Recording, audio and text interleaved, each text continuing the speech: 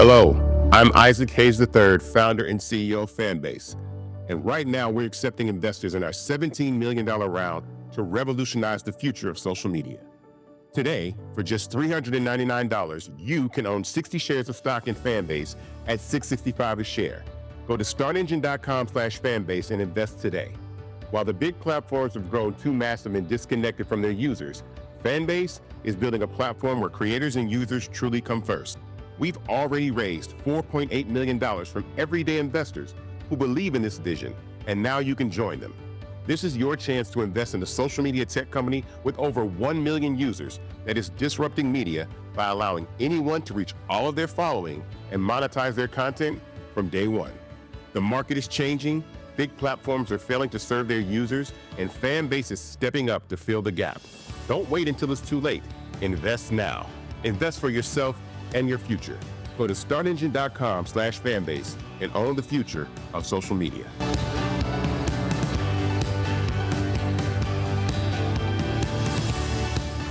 Black Star Network is here. Oh, no punch! I'm real revolutionary right now. Thank you for being the voice of Black America. All momentum we have now, we have to keep this going. The video looks phenomenal. See, there's a difference between Black Star Network and Black-owned media and something like CNN. You can't be Black-owned media and be scared. It's time to be smart. Bring your eyeballs home. You dig?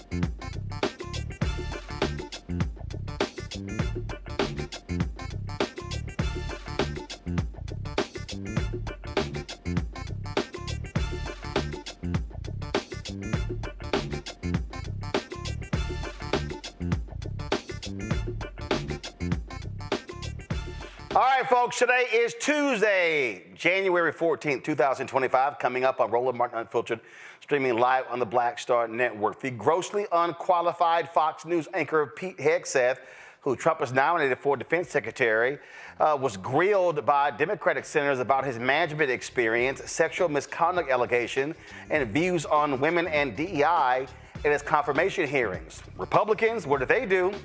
Made excuses for truly one of the most unqualified nominees ever to be Secretary of Defense.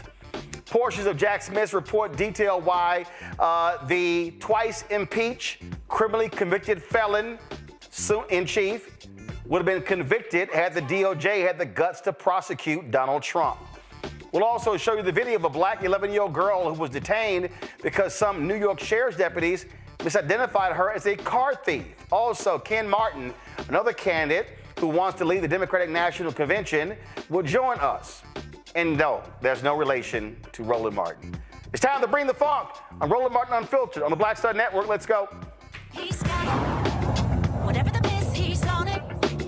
Whatever it is, he's got the scoop, the fact, the find. And when it breaks, he's right on time and it's rolling. Best believe he's knowing. Putting it down from sports to news to politics. With entertainment just for kicks, he's rolling. It's on go, roll, y'all. It's Roland Martin, yeah. Rolling with Roland now.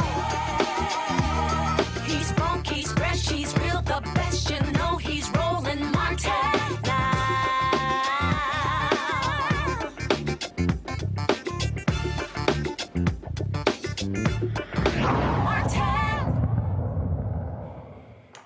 Jamie Harris's decision to step down, not to run for re-election as chair of the Democratic National Committee, has set off a number of people seeking that position. Democrats will vote in a few weeks for that. One of the folks who wants to be the chair of the National Party is Ken Martin of Minnesota. He joins us right now on Roland Martin Unfiltered. Glad to have you on the show. First off, obviously, you have Democrats who are upset, some who are depressed, angry as a result of Vice President Kamala Harris not winning against Donald Trump.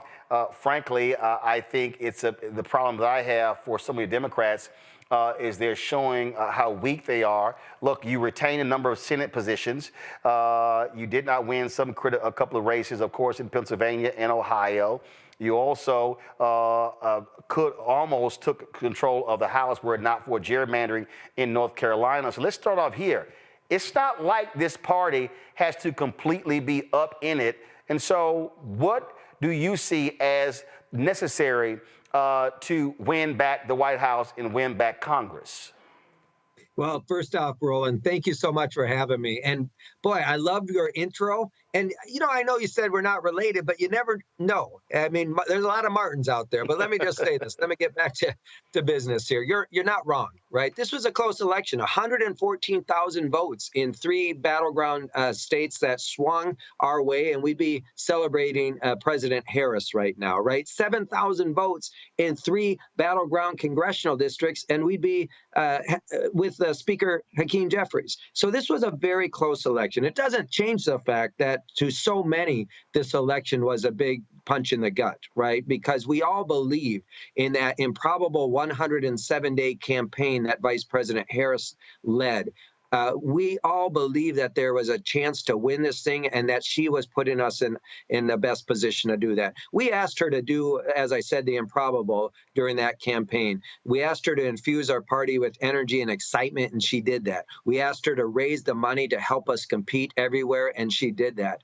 But there's still questions left, of course, for all of us after this election loss as to how we lost ground with so many people throughout this country, that we know that we lost ground, for instance, with Latino voters, with women, with young voters, with working class households. You can go across the board. We lost ground. And it wasn't a singular occurrence of just this election, of course, Roland. We know we've been losing ground for some time with many parts of our Democratic coalition. And we've got to figure out a path to get them back. Look, I think after every election, we should have a post-election review, right? One of my critiques was in 2020, after Joe Biden won, we didn't do a post-election review. And you know this better than anyone, Roland. You know, when you win elections, people think you're a genius and you did nothing wrong. And when you lose elections, people think you're an idiot and everything you did was wrong and needs to be thrown out with the bathwater. Neither are true. It's somewhere in the middle. And so we need to really dig deep, be very introspective about what worked, what didn't work, and make sure we fix what we need to win elections again. And the last thing I'll say is I'm not here to win arguments. I'm here to win elections again. And what we've done in Minnesota is unmatched on any of my competitors in this race. I'm 25-0 in a purple state of winning statewide elections. I haven't lost since I've been the chair of the Minnesota DFL. And I think what we've done there could be scaled up to the DNC to help us win again and to make sure in this year, by the way, in 2025, when we have critical elections in Virginia, in New Jersey, in Mississippi, and Louisiana, that we're ready to not only win again, but to springboard into those critical 2026 elections. There was analysis that showed some 19 million Joe Biden voters from 2020 stayed home. I say it consistently on this show. For a year and a half, and definitely last year, said directly to the Biden-Harris campaign, then the Harris-Walz campaign, that your biggest enemy was not Donald Trump, it was the couch. Why do you think people chose the couch as opposed to the Democratic nominee? What was it? What were the issues? Well, let me tell you something, and you saw this research last year, Roland, which really should have been the canary in the coal mine for all of us, right? It showed that for the first time in modern history, the perceptions of the two political parties have changed. And why is this important? I'll get to that in a moment. Now, the majority of Americans believe that the Republican Party best represents the interests of the working class and the poor, and the Democratic Party is the party of the wealthy and the elites. Now, just to prove the point, the only 2 groups that we actually overperformed with in this last election cycle were wealthy households and college-educated voters. Now, this is a damning indictment on our party. That's not who we are. We are the party that's out. Is it the indictment because they were not properly messaging, or was it that they were not supporting the right policies? Well, let me say this, because I think you've hit on something, a really important distinction, because I don't think it's a wholesale rejection of our policies. And let me tell you why. In the state of Missouri, Voters showed up and passed a minimum wage increase, paid family leave, abortion protections, all by wide margins. Then they went down the ballot and voted for Donald Trump and the Republicans. So it's not that as if Americans are not supporting the policies that we champion. It's the fact that they're not connecting those policies which they believe will improve their lives back to our party and candidates. So it's a messaging problem first, and it's a brand problem. And I'll come back to that in a second, which is, for me, the majority of people in our coalition who've left us feel that we're not fighting for them anymore, right? They feel that we are only showing up to their doors, having conversations with them 4 months before an election.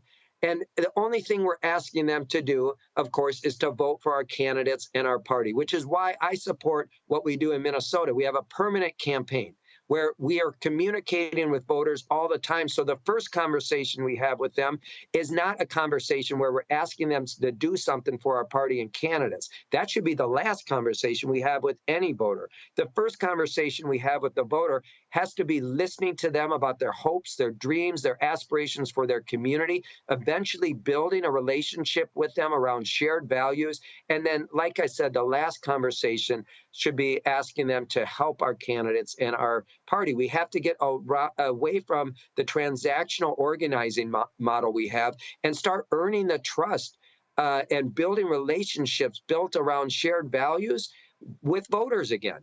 And so that means we're organizing in those communities every single day. We're present, we're having conversations, and we're earning their trust. Second is we have to rev up our communications infrastructure. Think about this, Roland. The Republicans did a masterful job starting in 2020, right after Joe Biden was elected, of going into these new information spaces and essentially beating the hell out of Joe Biden and the Democratic Party. And they did that for years in an unimpeded manner, right? On podcasts and gaming services and streaming services and all these new information spaces where Democrats were not competing. They were using micro-influencers, paying people who were already on these platforms to essentially spew their misinformation and disinformation. And by the time we actually started to engage in those same platforms, the die was already cast. They had already defined us before we had defined ourselves. And so that's why I say we asked Kamala Harris to do the improbable, which was to change people's minds and perceptions just a couple months before the election. You see, I believe, and I could be wrong, but I believe we lost this election before we ever got to the election year because we weren't consistently messaging about the Joe Biden, the Democratic Party. We waited until an election year to start revving up our communications infrastructure and our organizing infrastructure. Well, I can tell you the reason that is true because I said directly in November of 2023 that I said it everywhere, and I said directly to principals, campaign leaders as well, that January to July should have been the education informative stage.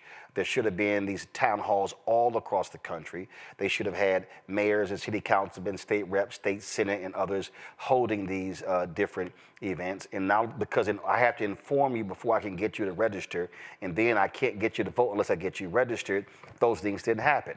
The other thing is this here. You talk about the absolute failure to spend money with platforms like this. I got no problem saying this. When one of the reasons why the right is able to have that ecosystem because they fund the ecosystem. They actually spend the resources. I can tell you, even when the Harris-Walz campaign, the decisions of Jen O'Malley Dillon, of Stephanie Cutter, of Quentin Folks, as well as David Plouffe, when it comes to funding black-owned media, was shameful and despicable. It was a joke. The other thing is this here, and this is a perfect example. I can tell you, we had a meeting last year. They had the Senate Democrats had with their black media roundtable. This is a perfect example of how just dumb they were thinking. The rules that were set was that the discussion was on the record, but audio only. Now, when we were talking to us, they said, hey, we can record it. That's what we kept asking. So I show up, camera, ready to live stream it. They go, hey, are you recording this in live streaming? Yes, we are. Oh, it's not loud. And I literally, I text Senator Cory Booker and Senator Warnock saying, these rules are stupid. And so when they came to me for question, I said, here's the first thing, guys. Y'all are complaining about all these great things y'all have done and no one knows. I said, because your rules are analog. I said, you have an on-the-record conversation that's audio only. I said, this is dumb. I said, whereas one post of a video statement can go viral on Instagram or on TikTok or on Facebook or on Twitter or on Fanbase. I said, so this is dumb. And so those things happen. And so there were 20 plus senators there. In the year since we had that, Senator Klobuchar has been on. Senator Casey came on. We did not get Senator Sherrod Brown to come on, even though he was in the competitive race. Couldn't do it. I can go down the line. The senators, Schumer couldn't get him on. I specifically called out, was blasting Nancy Pelosi when she was Speaker of the House. Nancy Pelosi wouldn't do black media. Nancy Pelosi wouldn't do it. April Ryan spent 2 years trying to get her to interview with her.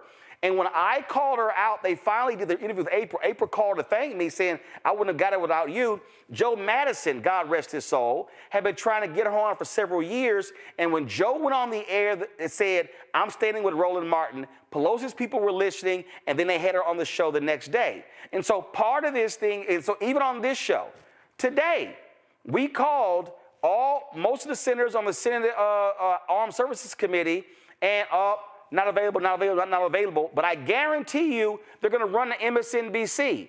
So part of this deal is the people who are in power in your party, there's only one daily black news show, this one. This is the only one.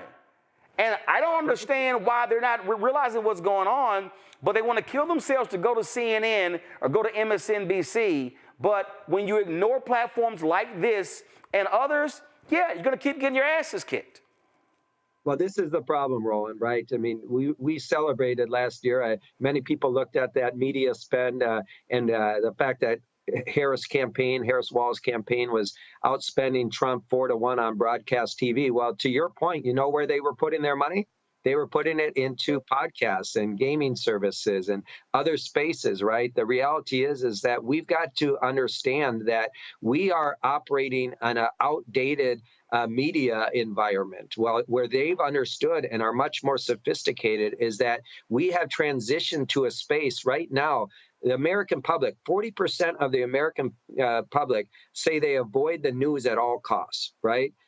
Yet they're getting information on a pretty regular basis, on a constant basis, 24/7, 365. People are getting barraged with information, yet we're not on those platforms. We're not visiting with you. We're not on these other platforms. We're not engaging, in these new information environments the way we need to. And that's going to change. As I said, when I get to the DNC, and I will likely be the next DNC chair. When I get to the DNC, the first thing we're going to do is look at all those damn contracts down there. And if you're a media consultant or you're a consultant for the DNC and you're trading in outdated practices and tactics because it helps line your pocket, you're not going to get a contract with the DNC. What's important for me is for us to win elections, right? And that means we can't trade in outdated practices, including basically taking our ad spend and putting it on broadcast TV, right? Broadcast TV, I'm 51 years old. I don't watch broadcast TV anymore. I don't know anyone my age that does. And I say this to you because of this.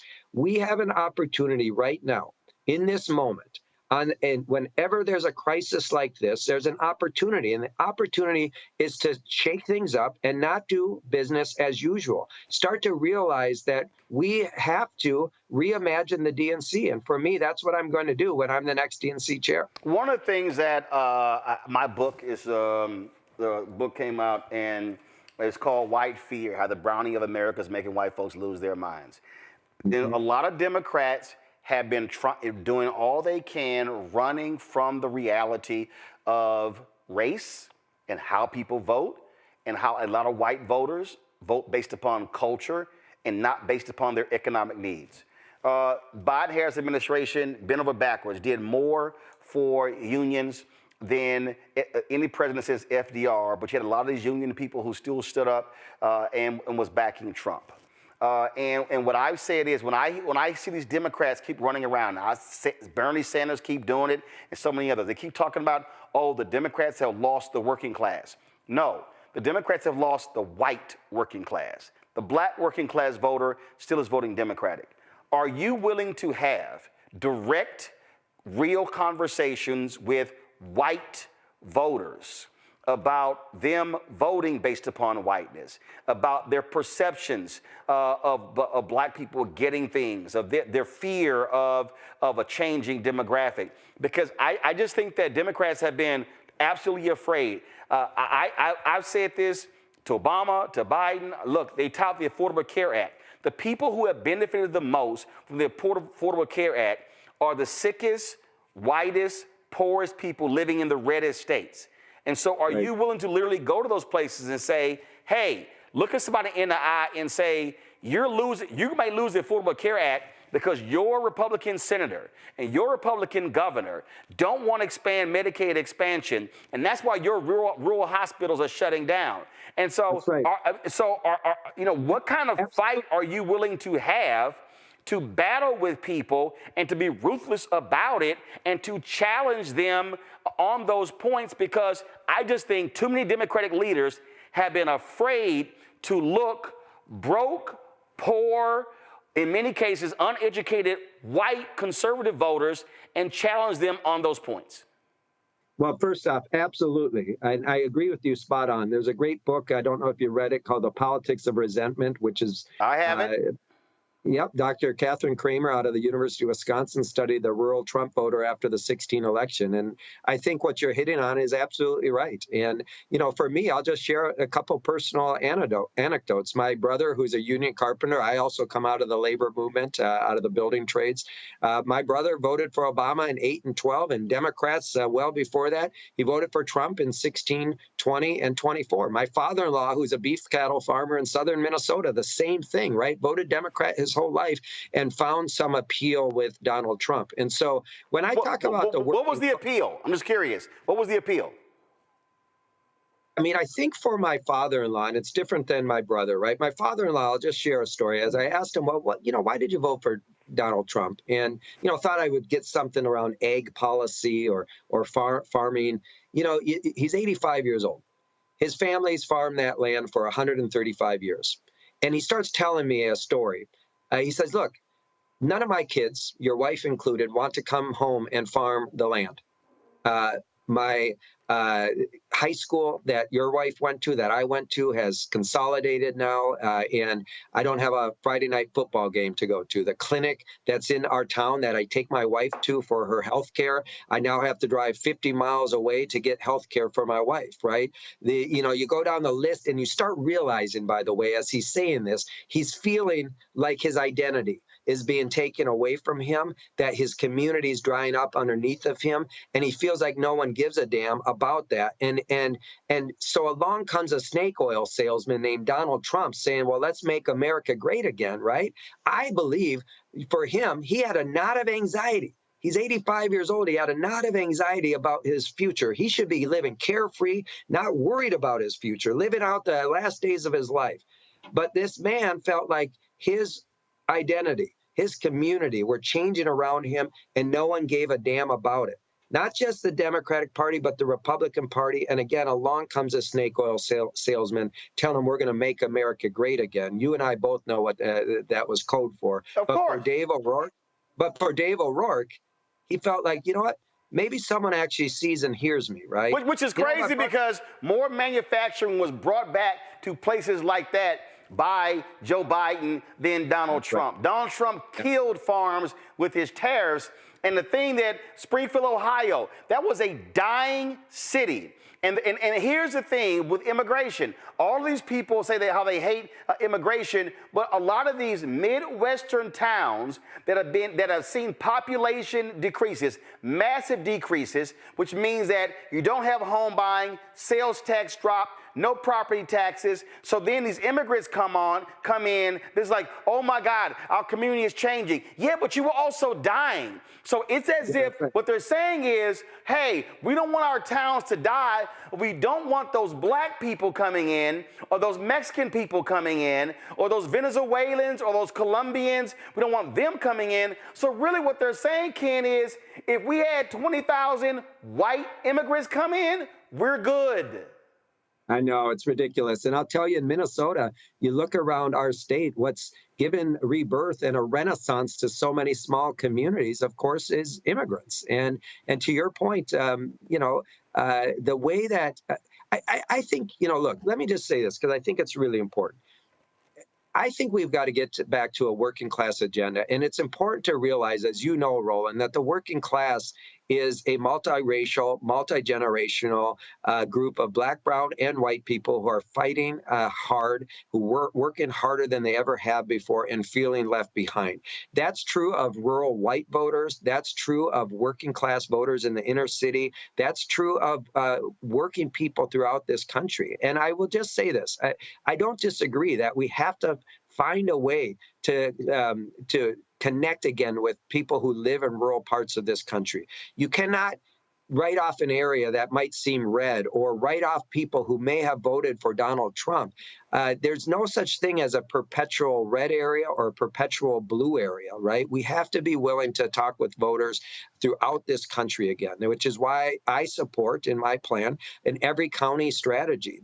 And making sure that we are competing in all 3,244 counties in every zip code, and that we're contesting races up and down the ballot. We can't just be the party that's focused on federal races, right? But most importantly, that we're connecting with voters and we're not writing voters off, whether they're white, whether they're black, whether they're brown, right? Whether they're Asian, whether they're Latino, you name it. The reality is our party's got to get back to being the champion for everyone. And that's the thing. I've got 2 minutes left. I have to ask you this here, and it drives me crazy.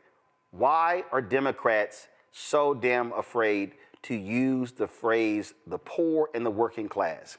I listen to these candidates, and I listen to President Biden a lot, even Vice President Kamala Harris.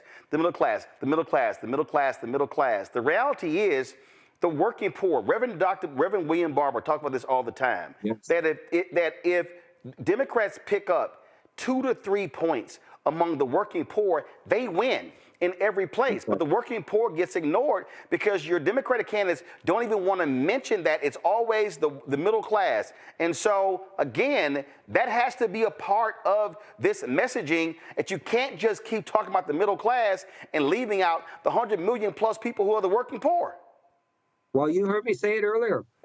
We have to focus on a working class agenda, and an agenda that lifts up the poor, right? That's who we are as a party, a Democratic Party. Yet we've walked away from that. And I really think, what connects a corn farmer in southern Minnesota with an iron miner on the Iron Range with a new refugee in the Twin Cities? It's economics, right? It's people are working their asses off to get ahead in this country. They believe in the American dream that if they work hard and play by the rules, they can climb the economic ladder. Yet so many people have so many barriers in their way to achieve that dream. They don't see our party fighting hard enough to remove those barriers and, frankly, to champion the policies that will actually allow them to achieve that American dream and climb the economic ladder. The reality is, to you, what you just said is absolutely right. There are so many people in this country who are the working poor, who can't get ahead, and they voted with Democrats for years, and they never see us standing up and actually delivering on the promises that we made to them. That's the other piece of it. You can't. My old boss, Paul Wellstone, used to say, never separate the life you lead from the words you speak. The other problem we have is disillusionment amongst people who voted for us for years, who kept voting for us, hoping that their lives would be different, yet we didn't deliver on those promises when we got to office. So we not only have to get out and campaign, permanently building relationships with voters again throughout this country, in rural communities, suburban communities, urban communities, but we also have to deliver when we get in power on the promises we made to actually make a difference in their lives. All right, Ken Martin, we'll certainly appreciate it. Thank you so very much. We'll see what happens with the elections. February 1st, correct? That's correct. Okay, thanks a lot. All right, folks, got to go to a break. We come back. I'll talk to my panel about what we just heard from Ken Martin. You're watching Roland Martin Unfiltered right here on the Black Star Network. Hello, I'm Isaac Hayes III, founder and CEO of Fanbase. And right now, we're accepting investors in our $17 million round to revolutionize the future of social media. Today, for just $399, you can own 60 shares of stock in Fanbase at $665 a share. Go to startengine.com/fanbase and invest today. While the big platforms have grown too massive and disconnected from their users, Fanbase is building a platform where creators and users truly come first. We've already raised $4.8 million from everyday investors who believe in this vision, and now you can join them. This is your chance to invest in a social media tech company with over 1 million users that is disrupting media by allowing anyone to reach all of their following and monetize their content from day one. The market is changing, big platforms are failing to serve their users, and Fanbase is stepping up to fill the gap. Don't wait until it's too late. Invest now. Invest for yourself and your future. Go to startengine.com/fanbase and own the future of social media.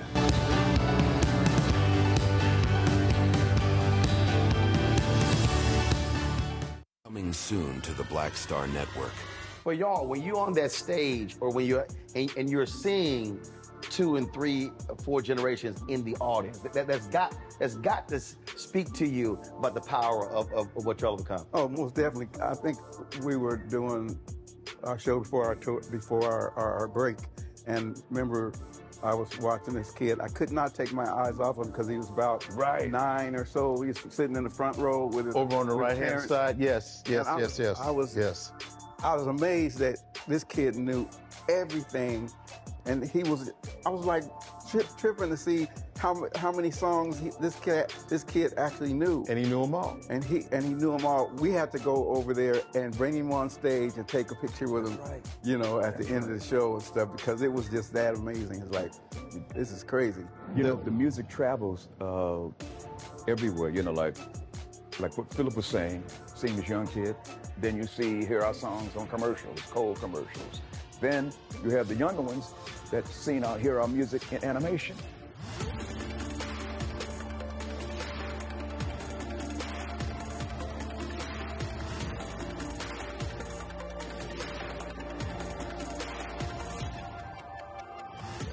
On Next, A Balanced Life, we talk about how to get in touch with your feelings, emotions, how to find your North Star, and how to move your life along. Because oftentimes what we'll do is we'll accept what the world says about us as the truth and how we see ourselves, which that could be completely contrary to what the Word of God says about who you are. That's on Next, A Balanced Life, here on Black Star Network.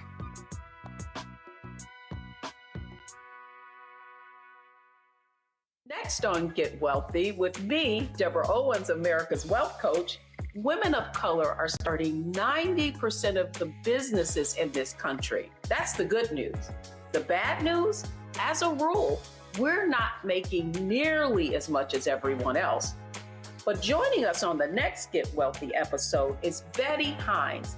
She's a business strategist, and she's showing women how to elevate other women. I don't like to say this openly, but we're getting better at it.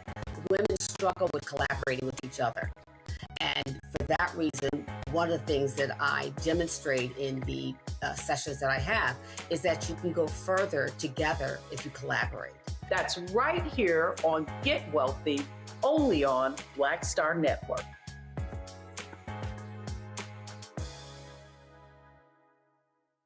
This is Tamala Mann. And this is David Mann. And you're watching Roland Martin Unfiltered.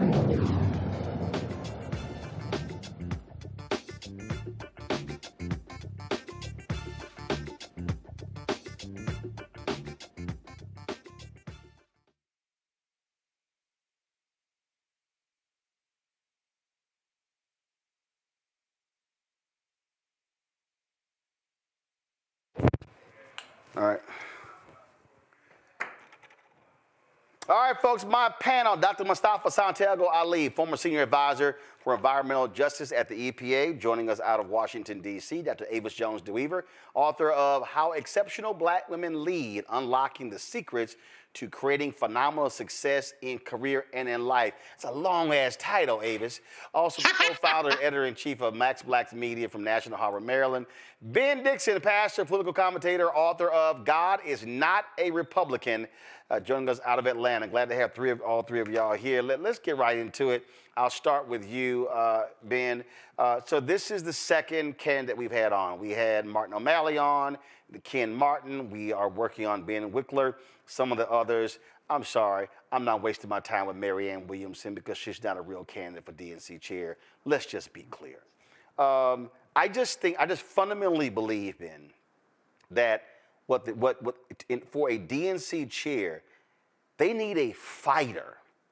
They need a fighter who understands that if you are not mobilizing and organizing boots on the ground, you're not going to be able to win. Everything can't just be about the national elections. If you're not hitting those local races, those state races, building a bench, raising money in those different cities and states, you can't be successful. Without a doubt, they need a transformation at the DNC. There's no question about that at this point. The question is whether or not they're going to be willing to take that transformation or make that transformation.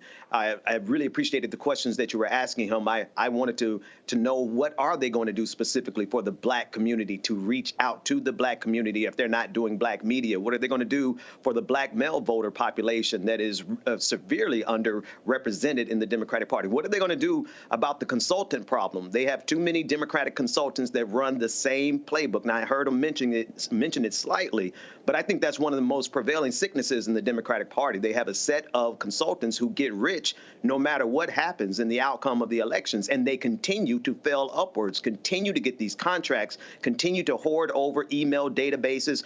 They charge our Black politicians an obscene amount of money and exploit them and end up giving them no type of success. There are levels to changes that have to take place at the DNC, and we need a fighter to make it happen. Also, I think we have to recognize that that it's not just a DNC issue, and what I mean by it's not just a DNC issue, Avis. It used to be that the apparatus that was the chief fundraiser and the chief messenger driver was the party, but for the Democrats and the Republicans, that's not the case. PACs have completely changed the game. So you can have an individual decide to give $50 to $100 million to a PAC. And all of a sudden, they then are able to do things campaigns and parties cannot do. Now, with the party, they have state parties. They have county parties. It's a whole different deal here. So I think part of the issue here is also how dollars are being allocated, how they're being spent, and then all the entities. To me, whoever's the DNC chair has to have a come to Jesus meeting with the DNC, Democratic Governors Association, the DCCC, the DSCC, all those other different groups, because that speaks to party-wide messaging than just the DNC. And I don't think people understand that when they think the DNC chair is over everything. He or she is not.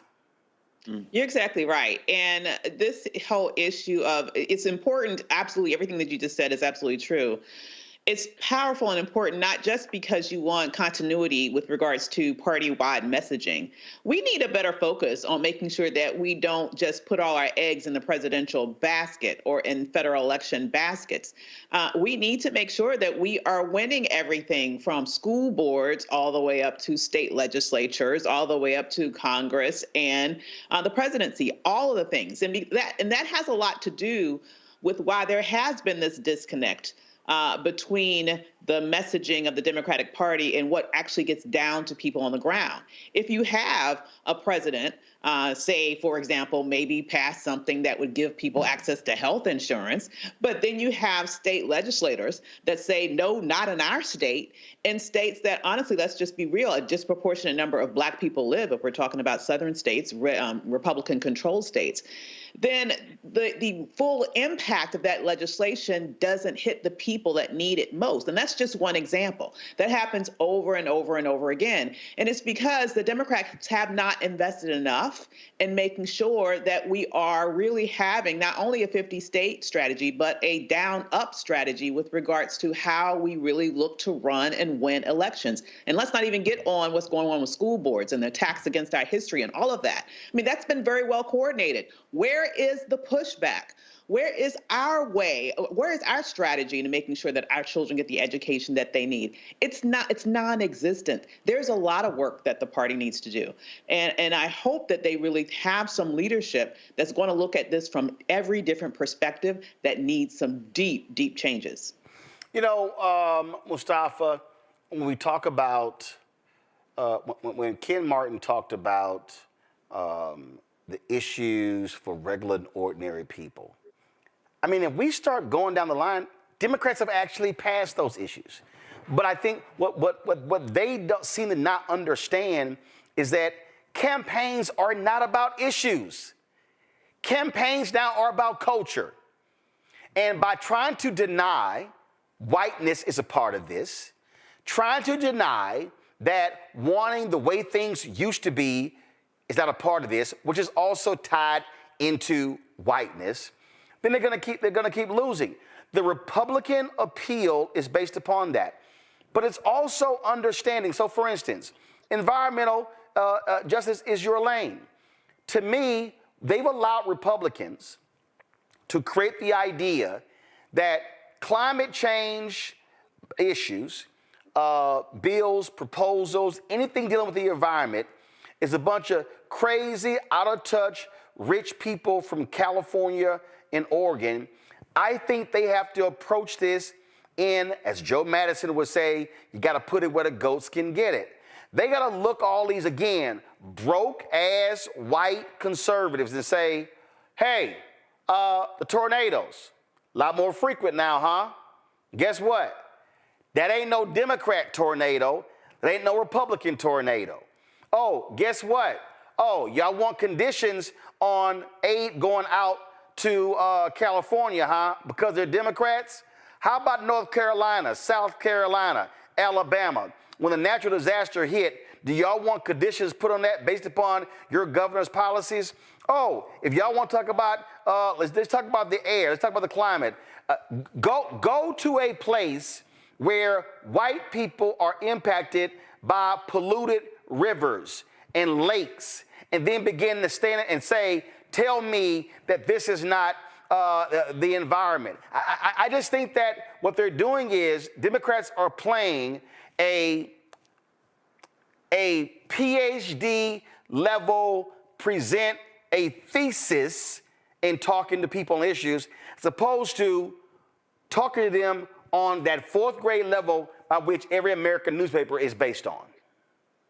Yeah, you just gotta, we're everyday people, you gotta have everyday conversations. Now, we need to be honest that there are many white folks who have difficulty in having that conversation with folks. They have difficulty in saying that the reasons that you have been voting the way that you have is because of whiteness and not because of the needs that you have inside of your respective communities. There are ways of making sure that you can wrap that message in and at the same time helping people to understand these impacts that are happening inside their communities, the dirty water that you're drinking and how that limits your ability to be able to go to work. It limits the ability of your children to be able to learn, so forth and so on, and that you have had some privilege. Even when you are lower wealth communities, sometimes you still have a bit of privilege, but not enough to actually protect you. So, you know, you've got to have that individual. And again, it's about ambassadors, right? Certain people can have conversations with certain folks and it's received, where others, it is automatically, it's just not as easy to be able to get that message across. So if Mr. Martin is serious about wanting to lead the DNC, then he has to be comfortable in being able to have those conversations in West Virginia and Kentucky and Western Pennsylvania and Ohio and down in Alabama and Mississippi and so forth and so on. And I know he's from the Midwest, and maybe he doesn't know as much about the South or Appalachia, but you got to get in there and you got to have the conversations with folks. Because once people have an understanding, in East Palestine, folks, there were folks who rushed in there and tried to tell them this is not an environmental injustice issue. even though those folks were being exposed to very similar chemicals that folks that were in Cancer Alley down between New Orleans and Baton Rouge have been dealing with for decades upon decades. You know, so you've got these dynamics where you can help people to understand that there are connections, that we're in this together, and that if we come together, we can actually win, but we got to have some truth telling. And we've got to be able to understand that there's some healing that needs to happen. And you got to understand you might have a little bit of hurt feelings for a second, but the ultimate goal is to be able to improve your life and your children's futures. Well, absolutely. And I just think that, again, when I watch, you know, the issues that are advocated, and it's just some basic stuff. And to me, this thing ain't deep. It ain't complicated. And that was a point there. I remember having a conversation with somebody on Harris Wall's team, and I said, you know what? And I had watched, we had live streamed, I had attended these rallies, and I said, are y'all gonna change this damn speech? And what I meant by that was, I said, y'all gonna take credit for some shit? Y'all gonna have to do that? I said, if I'm giving a speech, I'm gonna stand there and say, now I know all these folk talk about how bad the economy is and how rough things are, but let me tell you what we did. That road, that bridge, that building, that was built because we did that. We did that. We did that. We did that. Plies did a video saying, damn, Joe, learn to take credit for some stuff.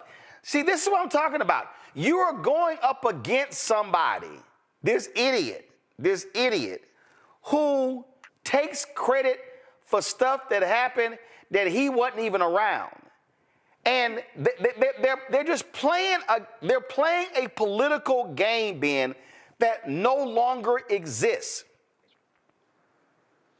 That's right. That's because they are being guided by consultants who are running the same playbook that they ran back in 1992 when Bill Clinton ran, right? They have the same mindset, the same mentality. They have not evolved. And the problem is because they keep getting the paychecks, Roland, they keep thinking that they can get away with it. And if campaigns don't understand that the consultants that are coming in, predominantly white Democratic consultants that are coming in, they're coming in with old playbooks. The only difference is they have email lists now, and they're not giving the right information. It's almost so negligent. This is just me. This is just my thinking. You have to forgive me. But it was so negligent that I felt like some of these consultants were just setting up Kamala Harris. They were setting it up for failure from the beginning because of just the number of misses that happened. Change the speech. Go to a different location. Go to new media. Talk to black media. Talk to black men. They were missing all of the key points that would have been necessary to win this election. It is so negligent, but it happens every single election cycle. And if the DNC does not clear house with those people who just made tens of millions of dollars, even though the nation lost, then we're going to see the same problem in 2026 and 2028. And to his point, Avis, I mean, I'm sitting here looking at these folks on the campaign, and I'm like, I don't know what world Gene O'Malley Dillon, Stephanie Cutter, David Plouffe, and Quentin Folks were in by not recognizing that people were picking the couch. And you're sitting there going, are y'all gonna put money on the ground? I'm sorry, you don't need entertainers doing mini concerts at rallies. You need boots on the ground. You need to be saturating every neighborhood, every block, every street, every house, touching them multiple times and having the real conversations. And it was, to me, it was just crazy. I didn't understand when it even was Biden Harris. I was going, why are y'all assuming people know what your policies are? You had better be having town hall-like conversations. And I said, every single week. There should have been multiple ones every single week. Again, that councilman, that state rep, that state senator, that county commissioner, and they were just, now we good, we all right, we got this whole thing. When people on the ground were going, what the hell is wrong with you? They were once again distracted by the allure of finally winning white women. They bet the cow, they bet the country on pulling the white woman's vote. They bet the cow, they bet the country on trying to pull enough Republicans over to vote Democratic that they didn't really prioritize or even respect those long-standing constituents who have typically supported the Democratic Party and who likely would have showed up more this time had they been respected and courted and spoken to in the way that you've mentioned. It is amazing to me. It's almost like a siren's call. The Democrats continuously, year after year after year, are thinking that they're going to pull a rabbit out of the hat and win the overwhelming majority of white women somehow. They give them a different name every presidential election, but they always think they're going to do it.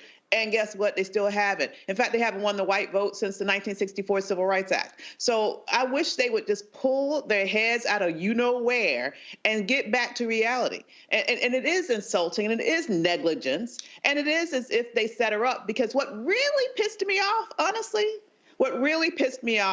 besides the fact that we didn't need to win this election, we didn't need to lose this election if they would have acted right, was the fact that they're going to sit here and lose the election based on their incompetence and then turn around and blame wokeness, and then turn around and blame Kamala, and then turn around and point the finger at everybody else instead of their own stupidity. And they don't need to receive any other dimes of Democratic money when it comes to consulting in the future, because as has been evidenced by this election, they don't know what the hell they're doing. And the thing here, again, I just believe that this really ain't that hard. And all of this soul-searching, Mustafa, trying to figure it out. And I totally get you're trying to appeal to everybody. But let's be very clear. When you are building anything, whether it's a campaign, whether it's a show like this or whatever, you start with your base first. Mm-hmm. If your base ain't showing up, let's be real clear. So I'm gonna make 2 points here because I think also some black people also miss this point here as well. The base of the Democratic Party is black, depending upon where you live. Mm-hmm. Let me say it again. The base of the Democratic Party is black, depending on where you live. And see, some black folk ain't gonna be a little mad right now, Mustafa, because here's the reality. The percentage of black people in California is actually small. So black people are not gonna be deciding elections in California. Might be local elections, but we're talking statewide. If we go to Arizona, New Mexico, Nevada, same thing. So a strategy for those states is going to look different than it is in Georgia, in Illinois, in other states. So the reality is, folk need to understand that part of the Democrats' issue is that their tent is so big, you're trying to appeal to all kind of different groups. Here's the reality. There are Democrats who run in Michigan, in Pennsylvania, who are going to have to appeal to independent or conservative voters because outside of the big cities, those states are really Alabama. And so people have to also understand candidates have to be given the leeway when it comes to issues, because at the end of the day, like I love all people who shout at tangibles. I keep saying, you don't get no tangibles when your ass don't win. The point is, you gotta win. And a lot of folk want to make demands of folk before they win and not realize that, guess what? If they don't win, you're screwed. And so people have to realize that there are some Democrats who come from, frankly, conservative districts. Sanford Bishop is a member of the Congressional Black Caucus. His district is actually a conservative district. Sanford Bishop can't vote like Maxine Waters. He can't. And if y'all want to be honest, Lucy McBath can't vote like Nakima Williams. And both of them are right there in the Atlanta area because their districts are different. So it's a whole lot that goes into this. But I think the most basic thing, Mustafa, is for the Democrats is how do you have a consistent, clear, and concise message to target your base, and then you build from there. So my grandfather was a coal miner and an organizer. And, you know, I take a lot of his lessons. So I've worked in over 1,000 communities now, all across our country, a few of them outside this country. And he used to talk about, you know, if you're going to build coalitions, you got to figure out what is those 3-5 things that everybody can understand, can articulate, and can agree upon. And when you got that formula, then you got something to build from. He also said you got to take care of home. What he meant by that is that the folks who have been riding with you, you got to make sure that they are taken care of and that they know that they're being honored. And that means, and here's the big problem that I've seen for decades now, when it comes to not just the DNC, but to Democrats, is that they don't know how to come home. They don't know how to go and spend time with folks on the back porch, in folks' kitchen, and in those local areas where folks gather. And until they do that, it doesn't feel authentic. Now, I know in their minds they feel that they're doing authentic work. Here's the other thing. Stop hiring these people. Ben talked a little bit about it. Stop hiring these people that have no connection to community. Because if you don't have connection to community, all you are doing is just spouting talking points or the bumper sticker that you heard. And people, real folks, they're going to see right through that every time. And they're going to be like, they just some folks from Washington. They got no idea what's going on in my life. They don't understand about trying to pay the light bill, keep the water on, or trying to figure out how I'm going to be able to go to the grocery store and make, 3 weeks of need met with, a week's worth of pay. So we just got to stop going out and getting these folks who have no idea about what's really going on. But, it is a big business. And since it is a big business, those contracts are going to continue, unfortunately, unless somebody makes a serious change, to go to folks to make them richer. Now, I will say, in closing, I was happy to hear that he at least said contracting and subcontracting. So if he becomes the DNC chair, then that means that we have a leverage point to hold him accountable, because he said that he understands that there needs to be a change in that space. So let's see if that becomes reality.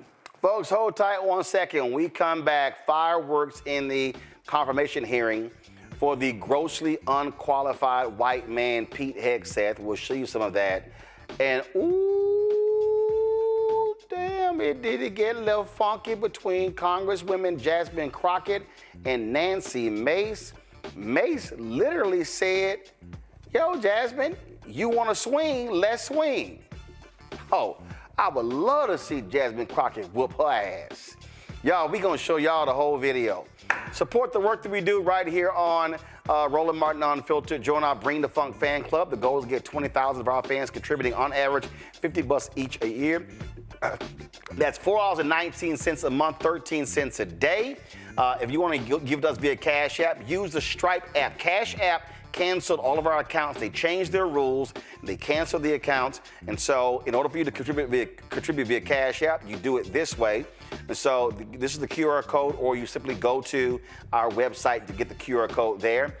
Senior check and money order to P.O. Box 57196, Washington, D.C. 20037-0196. PayPal is R. Martin Unfiltered.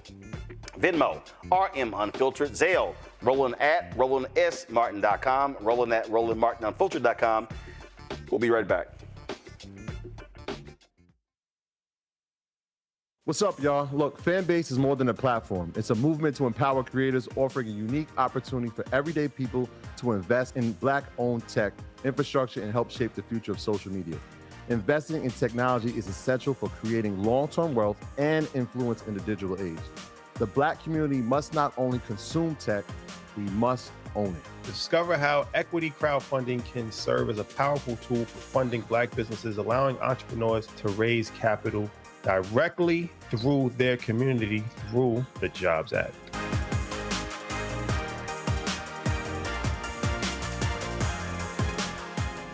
Now streaming on the Black Star Network. I was challenged by my uncle early on, before I even had a career. Like I was maybe 8 years old, and my uncle said, "What do you want to do?"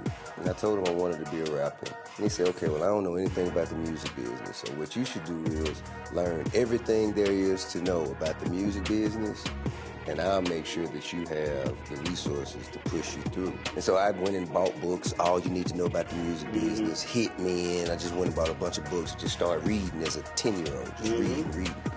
And so I learned, all things licensing, mechanical rights. I learned about publishing, learned about how composition is broke up into two pieces, the writer's portion and the producer's portion. But by the time I actually learned, I came back and I was ready to okay, I got it. He would go into prison. So I had all this information. All this knowledge. All this knowledge. You like, well, what am I going to do with it now?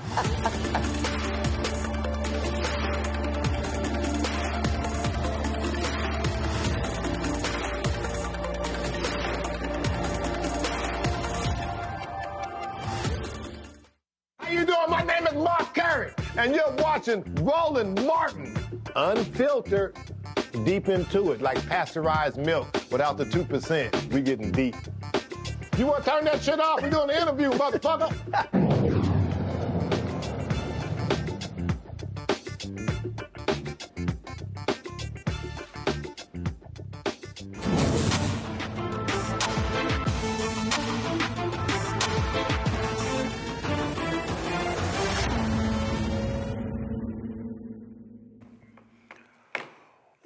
Talking about bring the funk on Capitol Hill. Y'all, they had a hearing, and Congresswoman Jasmine Crockett of Texas and that trifling, big bird-looking Nancy Mace from South Carolina. Man, did they get into it, where Mace literally was like, yo, I will fight you. Roll it! Chair, recognize Ms. Crockett. I have an amendment at the desk. So there's 5. Will the clerk, everyone has the amendment. Everyone has the Crockett amendment on the desk. Will the clerk please report the amendment? An amendment to the rules of the Committee on Oversight and Government Reform for the 119th Congress is offered by Ms. Crockett of Texas. Without objection, the amendment is considered as read. I reserve a point of order. The gentlewoman is recognized for 5 minutes to explain her amendment. Thank you, Mr. Chair. During the 118th Congress, Oversight Republicans disbanded one of the most important subcommittees in Congress, the Subcommittee on Civil Rights and Civil Liberties. And now in the 119th Congress, the chairman and House Republicans have decided to prioritize the demands of the real president, Elon Musk, and his billionaire friends over the needs of the American people. Now, we are about to approach the birthday of Martin Luther King. It's actually tomorrow. And on January 20th will be the inauguration of Donald Trump, but it will also be the observation of MLK Day. And the fact that we have decided that in this country we are not going to honor civil rights should be something that we all take issue with. Considering the fact, for some that don't know what civil rights are about, because some people only believe that it deals with black folk, let me explain. Civil and political rights are a class of rights that protect individuals' freedom from the infringement by governments, social organizations, and private individuals. They ensure one's entitlement to participate in the civil and political life of society and the state.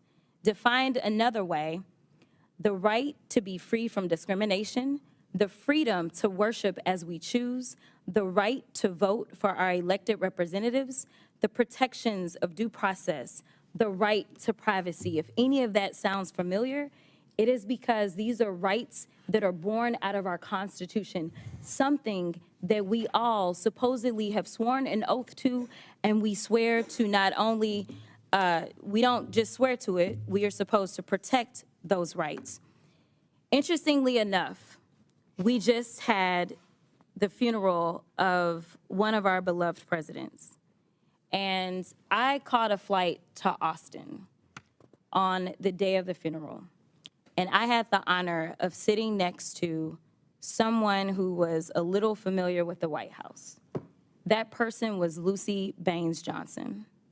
And when I tell you that she is a wealth of information, I really mean that. And when we had an opportunity to talk about what she experienced as her father was president during a time in which, honestly, our country was on fire, and I would argue that, unfortunately, our country is on fire right now. When I first ran for office, I ran for the State House and said that we were in the midst of a modern-day civil rights movement, and I have not been convinced otherwise just yet. But this is the daughter of the president that signed the Civil Rights Act of 1964. She was also there when he signed the Voting Rights Act of 1965. And to be perfectly honest, without that voting rights, I don't believe that I actually would have a seat in Congress. And so I do believe in preserving the fact that everyone should be entitled to real and true representation, because I do have a Section 2 seat as our Voting Rights Act has been decimated. But one of the stories that she told me was that her father asked her about coming over to the Congress for the signing of the bill as it relates to the Voting Rights Act. Now, for her, it was a bit inconvenient as an 18-year-old to have to leave the White House and go over to Congress. And she asked her father, why should we go over to the Congress, Daddy, to sign this particular bill? And she said, we need to go over to the Congress because we need to pay due respect to those members of Congress that knew that voting for this bill meant that they would not be returning to Congress, but they had the courage to do what was right for this country and make sure that everyone's voices were going to be heard. The one thing that we could do, the very small thing that we could do, is have a little bit of courage and decide that we are going to reinstitute this particular subcommittee, because unfortunately, I don't see the type of courage that the people that served back in the 60s had coming out of some of our colleagues. And so I'm asking you to do the courageous thing today and just institute a subcommittee that would make sure that we are looking out for those protections of everyone in this country, to make sure that we have real freedom, something that we all supposedly espouse to believe in. And with that, I will yield. Mr. Chairman. Member seek recognition. Ms. Stansberry. Thank you, Mr. Chairman. I appreciate the gentlelady across the aisle demonstrating why we need civil rights. We need civil rights to protect all people, especially trans Americans who are under attack right now. I would like to yield the rest of my time to the gentlelady who is carrying the amendment. I don't even know how we got there, because I tried to make it clear how many civil rights, it doesn't just boil down to one conversation, but I can see that somebody's campaign coffers really are struggling right now. So she gonna keep saying trans, trans, trans, so that people will feel threatened. And child, listen, I want y'all to tell me whether or Do not. not call me a child. I am no child. I want Don't to even find start. out I am a grown which woman. of those I am 47 years emails old. I have broken actually more have. glass ceilings than you Chairman, ever I will. am reclaiming my time. You will not do that. I am Order. not a child. I am not a reclaiming child. my time. If you want to take it outside, Mr. Chairman, the committee is not in order. Order. Point of order. Point of order. Order. Chair recognizes Ms. Crockett. No, point of order, Mr. Chairman. State your point. Is it allowed in the rules for a member to incite violence against another member? I mean, she said she wants to take it outside with. Hey, I have the First Amendment right too, And young so man. I'd like those words to be I'm not taken gonna be a down. child. I I'm am not gonna moving be to have called a those child words by taken any of down. you. I believe it's against the rules to Going incite outside doesn't violence incite violence. against another You have a member of conversation that isn't. The committee will interrupting this suspend. committee. The member will state the words he wishes taken down. Where she said that we can take it outside, which is direct violation against the rules, inciting violence against another member. What rule? What rule? Cite the rule. How does that incite violence? Mr. Chairman, there are, if I might point out, Mr. Chairman, there are decorum rules in the House of Representatives. And the two parliamentarians are discussing this right now. We'll suspend for a second. Child. Now, I know Nancy Mace's Simple Simon silly ass know better. There is no greater attention grifter lover than anybody, Nancy Mace. Lord, don't get between her and a camera. But we can take it outside. Nancy Mace, hashtag Team Whip That Ass will show up if you really tried to swing on Jasmine Crockett. Ain't no, stop. But even Jasmine Crockett wasn't lying.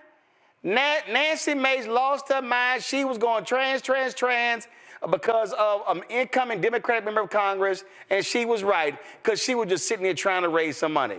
I mean, child, go sit your little ass down. What are you looking up nonsense from Nancy Mace? Avis? Oh, I'm sorry. Well, you know, here she is, gaslighting. That's exactly what that was, gaslighting 101. You know, it is the same playbook that the Republicans have leaned on for God knows how long, right? They sit here, they create a boogeyman, and they ride that boogeyman in a way that allows them to score political points in any way possible. In fact, that specific boogeyman that she was referring to in terms of trying to sort of insert the word trans again in this particular conversation was, in essence, a specific issue that they swift-boated the Harris campaign on. Let's just get real about that because, once again, her political operatives chose not to respond, but that's another conversation. I will say this. She knew what she was doing. She was trying to get attention. She knew when she said it and she knows that she knows the connotation of that phrase. She knows it. She was just doing what she does, as you mentioned, trying to raise money, trying to get attention, trying to get a little time on Fox or something. But clearly, if she was really about that life, you know, she wouldn't really use those words and turn them into action. She just wants to really be a spectacle, and that's what she did.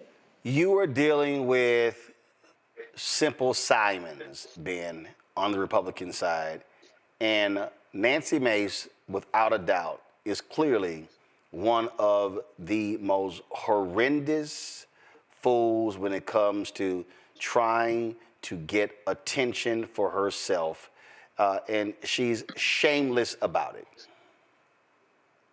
Yeah, we live with a social media Congress, particularly on the MAGA side. They want to make a spectacle and they want to make a scene. Nancy Mace strikes me as someone who peaked in high school. She was the mean girl in high school, was the most popular, and then all of a sudden the rest of her life has come down to this, where she has to seek attention, even though she's a congressperson, right? She already has a position of power, but that's not enough. She needs additional attention on top of that, and so she created this. I agree. This was gaslighting. And the funniest thing about this is, though, you have so many white folks online right now trying to figure out the difference. They're Googling the difference between child and child. And it's like we're having to explain it to them. But either way it goes, Jasmine Crockett was 100% correct.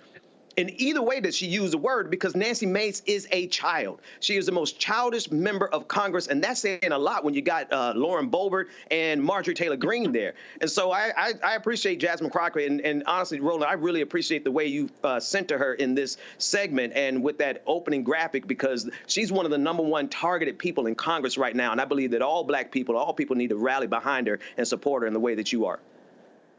What the white conservatives do, Mustafa, oh, look at her. She's ghetto. And that's the game that they actually play because they want to call her the N-word so bad. Yes, they do. Yeah, that's true. But we also know that this particular congressional person, you know, that she's uneducated. You can tell that she has no cultural competencies because she would understand the difference between a word that ends in E and a word that ends in D and how it plays out. So evidently, she has had no conversations with black folks, or she would have understood that word. Now, I know that she doesn't care. I understand that it was just for a photo op or for, you know, a quick meme or a quick video, those different types of things. But we had to go deeper, right? Because they are trying, you know, Congresswoman Crockett is actually trying to, one, educate them on the history and the importance of the moment that they have to be able to make sure that we are actually honoring the work that has happened in civil rights, and to make sure that the subcommittee is in place, because we understand that the challenges are still there. But we also understand that they have no interest in that because it doesn't benefit them, or at least they feel it doesn't benefit them, and it shows the short-sightedness. And that's why I say that they are uneducated, because an educated person, even if it's not something that you necessarily fully believe in, understands the changing dynamics inside of this country, understands that the country needs to be stronger, and that civil rights is one of the elements that helps us to be able to do that. So, you know, the other thing that I thought was real interesting as I close is that yesterday, of course, was Delta Sigma Theta's anniversary, 112 years, 350,000 sisters. So if you want to get busy, there's a whole bunch of sisters that will give you everything that you want. So I would be careful when I walked out on the steps of the Capitol, because you may have some very intense conversations by highly educated sisters who will also make sure that you understand what time it is. Now, you know that fool ain't got a clue what DST is. Matter of fact, Nancy Mace can't spell DST. All right, y'all. Speaking of can't spell the stupid, Pete Hegseth. Today they had a confirmation hearing. Trump nominated him to be Secretary of Defense. Now, y'all know who Pete Hegseth is. He is a grossly unqualified white man who ain't never, ever run anything in his life. And when he ran a nonprofit, he didn't even know how to run it, couldn't pass audits, absolutely atrocious. Republicans, you ought to see some of these tweets. Oh my goodness, the Democrats didn't land a finger on him. He was amazing today.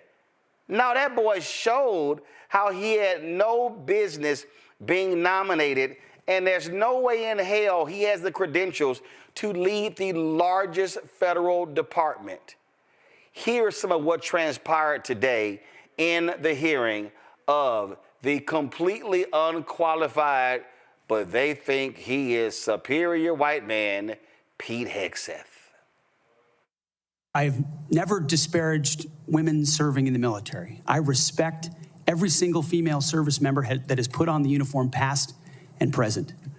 My critiques, Senator, recently and in the past, and from personal experience, have been instances where I've seen standards lowered, and you mentioned 11 Alpha, 11 Bravo, MOS, places in units, and the book that has been referenced multiple times here, The War on Warriors.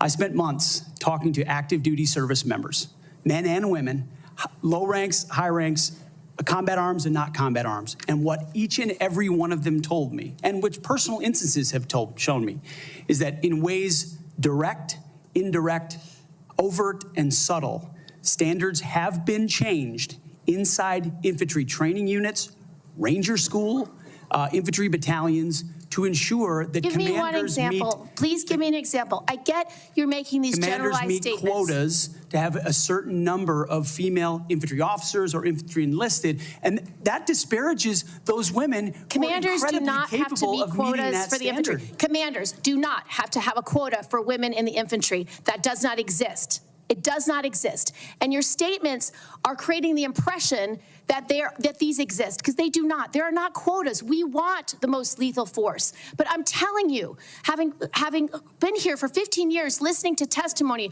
about men and women in combat and the type of operations that were successful in Afghanistan and in Iraq, women were essential for many of those units. When Ranger units went in to find where the terrorists hiding in Afghanistan or in Iraq, if they had a woman in the unit, they could go in, talk to the women in a village, say, where are the terrorists hiding? Where are the weapons hiding? And get crucial information to make sure that we can win that battle. So you cannot denigrate women in general, and your statements do that. We don't want women in the military, especially in combat.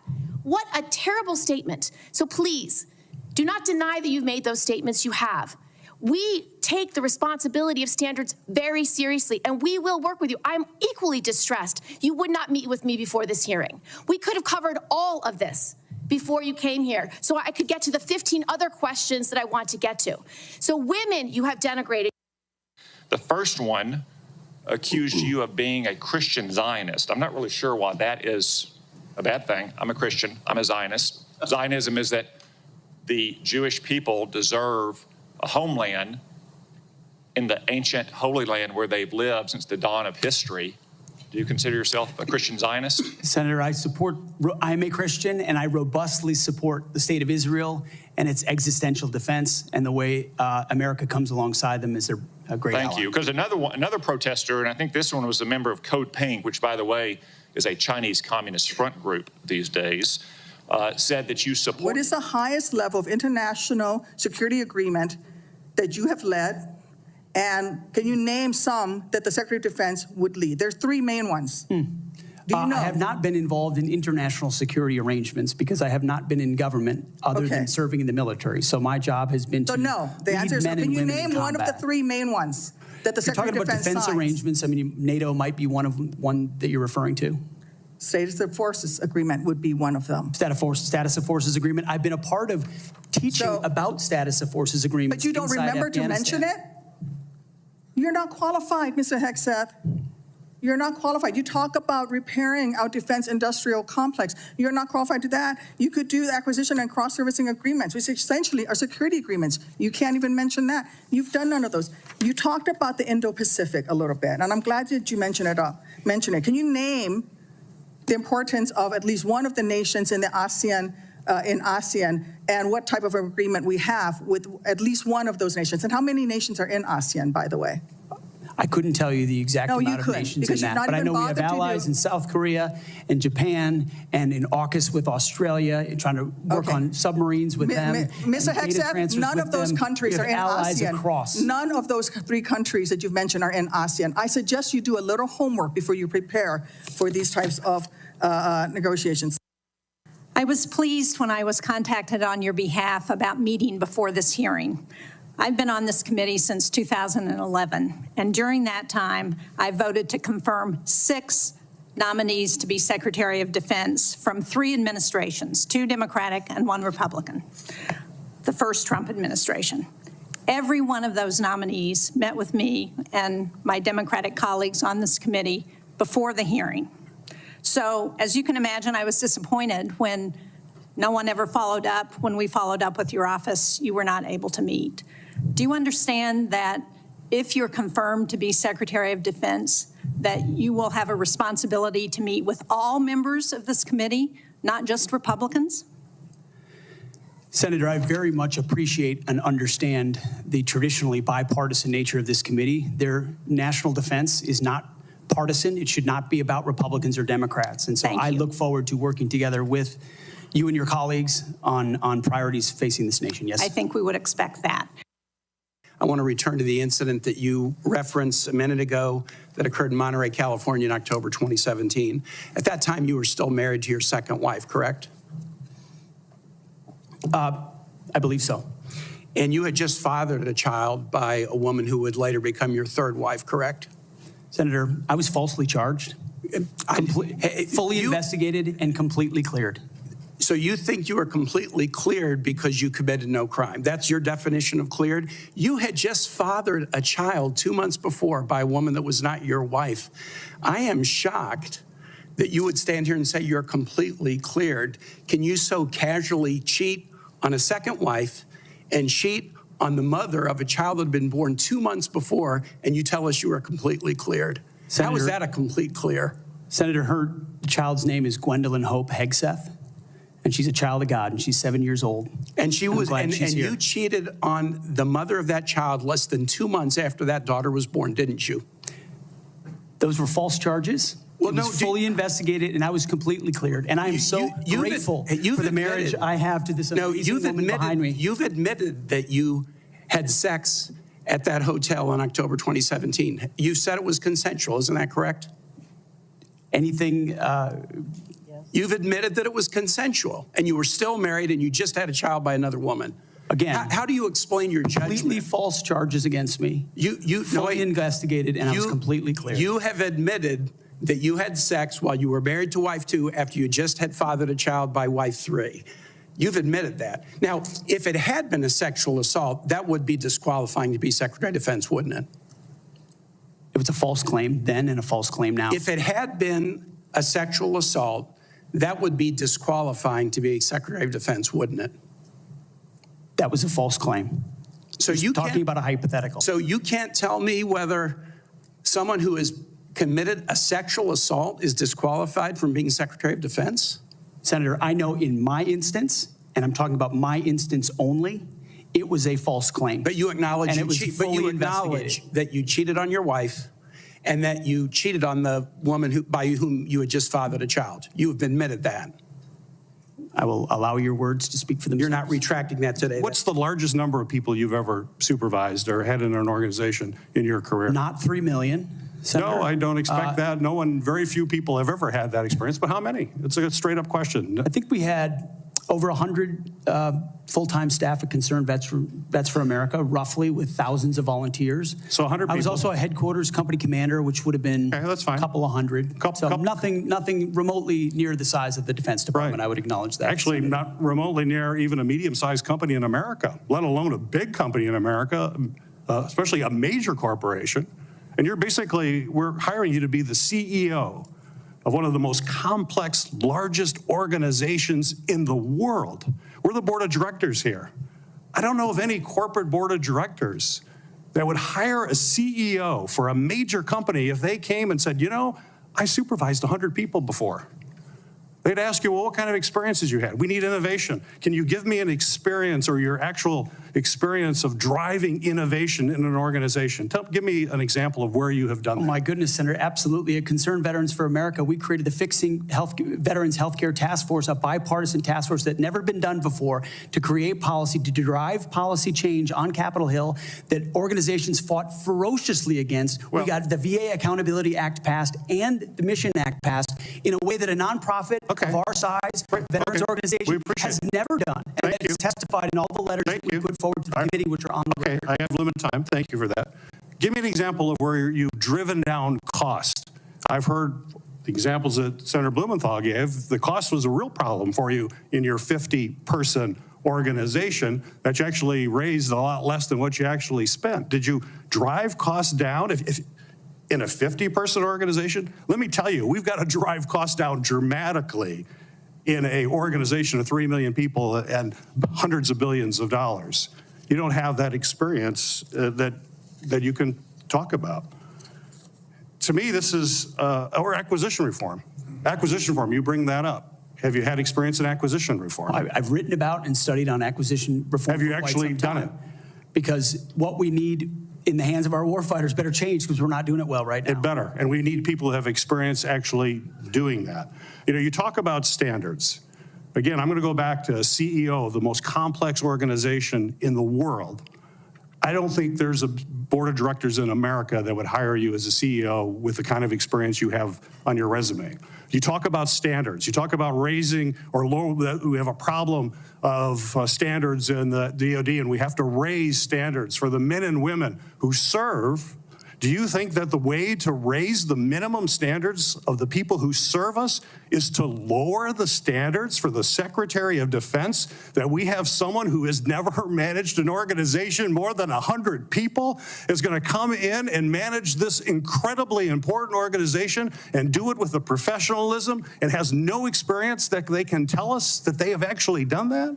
I have real problems with that. This is not about other issues that are brought up. They're all very important. I'm just about trying to get things done, managing efficiently, and having the best people who have demonstrated that in a large organization. And I'm sorry, but I don't see that in your background. There are a lot of other things you can do very well. You're a capable person, but you have not convinced me that you're able to take on this tremendous responsibility with a complex organization and having little or no significant management experience. Mustafa, we have to consistently listen to right-wing MAGA people whine and complain about affirmative action, about DEI, who's not qualified. And they literally are standing up and shouting from the roof for wanting this completely, grotesquely, unqualified unmitigated disaster of a choice, Peter Hegseth, to lead the world's most lethal military. Not only that, the Republicans have refused to allow all members of the committee to have access to his FBI file. They failed to interview the woman that accused him of sexual assault. They did not talk to wife number 1 or wife number 2 or wife number 3. And this man he doesn't have red checks. He doesn't have red flags. He literally has neon signs that go up in New York's Times Square that says, "Do not hire this white man." But they are like, no, Master Trump wants him, so we gotta do what Master Trump says. I mean, I don't know where you start with something like this. You know, this is one of the toughest jobs that anyone can fill inside of an administration. So you can't be unserious, you can't be unqualified, and you can't be unprepared. You got $1 trillion budget. You have to make decisions about China and the Ukraine and North Korea and a number of other crises and potential crises across the planet. So you got to really know your stuff. You also got to be somebody who understands that you have a very diverse set of folks who are both active duty and civilian workers who are underneath of your charge, underneath of your umbrella. So when you're out there having these conversations, when you're on Fox News or other places talking about DEI and how people are not worthy of some of the jobs that they hold, getting rid of generals, all these different types of things you're saying that are all sort of rooted in racism and misogyny, then how can those folks actually follow you? Now, I have many members in my family who are in the military. We go back almost 100 years that I know about. And it's important in the chain of command of being able to respect the individual who is above you and to know that they have a working knowledge, a set of expertise, really, about what they're asking you to do because, one, you're putting lives on the line, and two, you're in charge of very important sets of decisions. So this gentleman, he's no Lloyd Austin, right? We've had Lloyd Austin on the show before. We know his resume, how amazing he is. He's not a Chris Miller or a Mark Esper or a James Mattis or Ashton Carter or Chuck Hagel. Many people remember Chuck Hagel, or Leon Panetta or Doms Rumsfeld. All these folks, whether Democrats or Republicans, came with a resume of experiences. Whether we agree with their policies or not, you know, they had been through the fire. And then you bring forward this. Now, the question becomes, we know that there is, I don't know what the number is, 36 million registered Republicans, whatever the number is. Is this the best that you actually have? To put this individual as possibly leading, you know, one of the largest sets of budgets, of sets of actions, of individuals. And then it goes back to what you shared at the beginning of this, Roland. You know, when they talk about DEI or they talk about affirmative action, we know over decade upon decade, century upon century, that there have been unqualified white men who have been pushed into positions and supported. But this is a position where if you're not coming from straight out the gate knowing your stuff, there are others in China, in North Korea, and in Russia, a number of other countries who are going to have individuals who are talented and who know what they're doing. So this is incredibly important, and it makes no sense to have this individual up for this position. If we want to talk about gutless Avis, Joni Ernst, U.S. Senator from Iowa, served in the military, understands personally sexual assault, and now she's going to vote for Pete Hegseth. The Republicans have had a massive pressure campaign against senators to vote for this man. And if you want to see despicable, this is Ari Fleischer, who was the press secretary to George W. Bush, President George W. Bush. Ari, who knows better, tweeted this. Pete Hegseth is crushing it. It is refreshing to hear someone relentlessly focus on warriors and lethality without playing Washington's word salad game of forcing nominees to talk like social workers who run government agencies. And this is how I responded, Avis. This is a joke. If the Dems nominated someone with Pete Hegseth's weak resume and troubled background, Ari Fleischer would be hyperventilating. These Republicans are a joke. And this is the thing that Democrats have to understand. These Republicans forget rules, forget norms, forget institutions. They are in 100% Trump ass-kissing mode. And people like Ari Fleischer, who know better, who was the press secretary when 9/11 happened, this man knows when he puts that phone down that Pete Hegseth is barely a good TV anchor or TV host. He damn sure ain't qualified to be Secretary of the Department of Defense. But oh, what it means to be an unqualified white man in America. Because all you need to be qualified as a white man in America is to sit there and go on television with your hair slicked back, nice knot in your tie, and look and smile on TV and say, hey, I love Jesus and I'm a white man in America. And I hate everybody that's not white. You can't leave that part off. Okay. Here is, you know, it is so infuriating that you have someone, as you mentioned, the least qualified person to ever, as far as I know, be considered for this position. It is absolutely disturbing, given, as you mentioned, the gravity of this position. But we have to understand he wasn't nominated based on qualifications. And he's not the only one. A whole bunch of Trump's nominees, the overwhelming majority of them actually, have nowhere near the level of qualifications that someone would actually need to be competent in the position that they are being nominated within. But they do fulfill one very important qualification.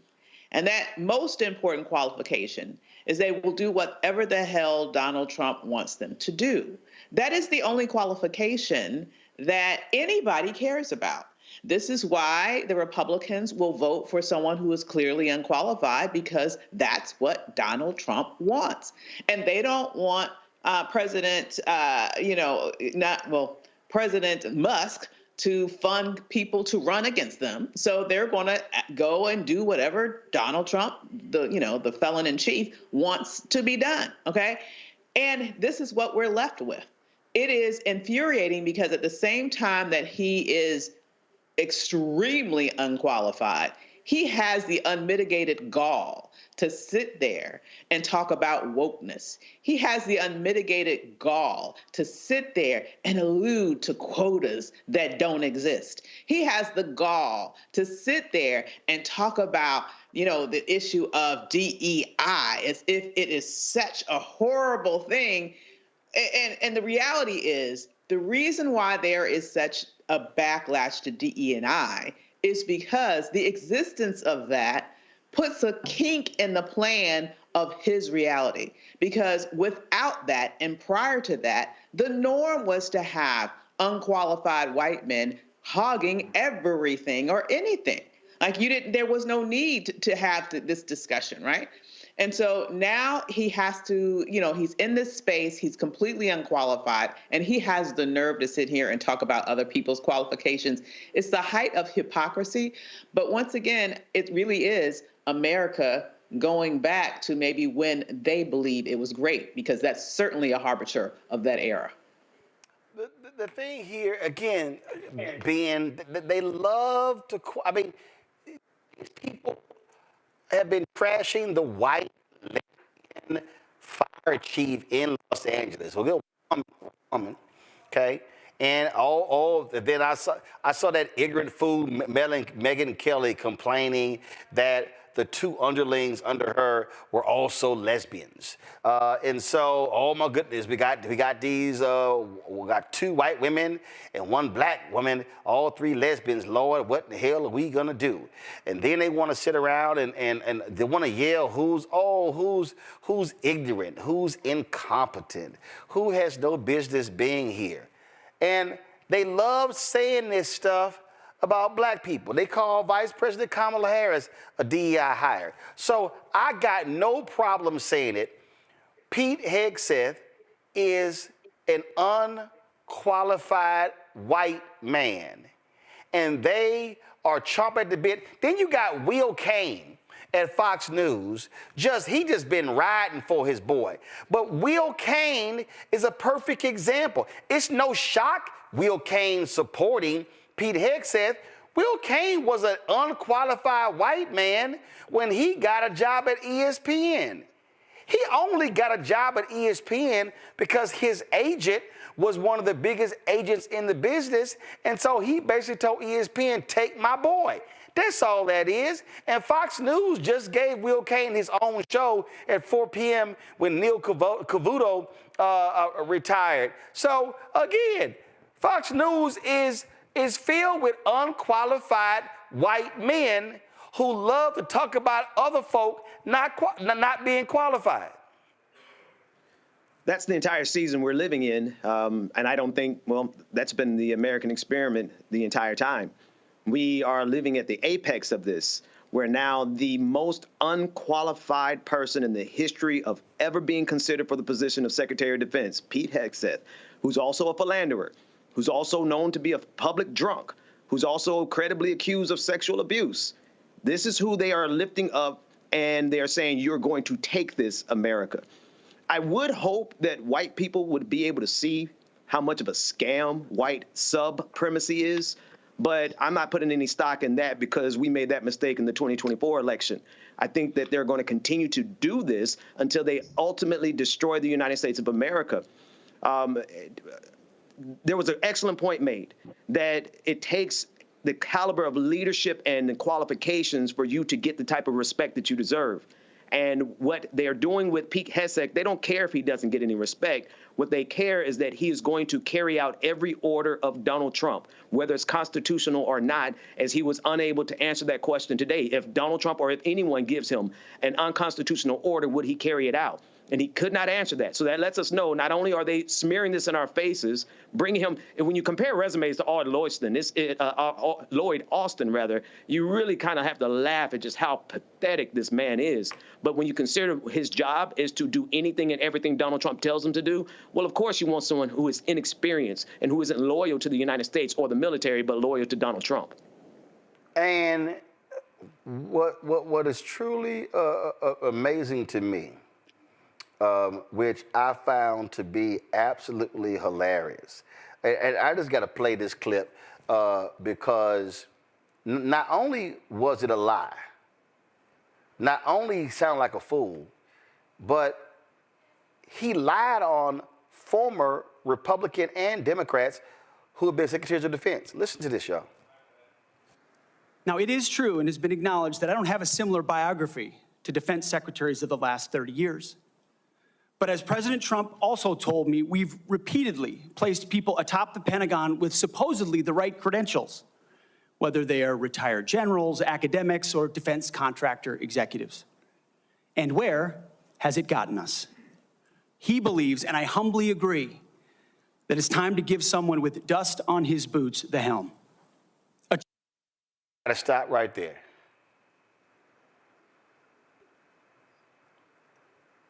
I cannot believe this sumbitch sat there and said that. Lloyd Austin led troops in combat in Iraq and Afghanistan. Dust on his boots. You've had Republicans, dust on their boots. And Pete Hegseth is sitting here acting as if, he's been in the armed forces for 30 years and I put in the time. How dare you denigrate the service? You mentioned Chuck Hagel, Republican, dust on his boots. But this arrogant ass sits there, and these Republicans, that's right, that's right, that's right, he got dust on his boots. Pete Hegseth is so unqualified that he literally could not hold the jacket of retired four-star General Lloyd Austin, the current Secretary of Defense. He could, matter of fact, if they were in a room having a conversation, and if Pete Hegseth started talking, he would give the look that any father, any daddy gives to their son when he look at him like, shut your little dumb young ass up. This man can't even, he don't even know. Senator Tammy Duckworth just exposed his dumb ass. He named 3 countries that wasn't even in the group. And she said, go do some homework. See, here is the mistake. And I know why we do it. I know why we do it. And I understand it. And look, I've been guilty of it. I remember when the Baltimore Sun had this white boy, racist ass TV critic who wrote something on me, said that I wasn't qualified to be on cable news. And I'm like, hell, my resume deeper than yours. And so what ends up happening is we end up responding to, well, I've done this. Let me say this right now. For every black person watching right now, for every Latino watching right now, for every woman watching right now, when one of these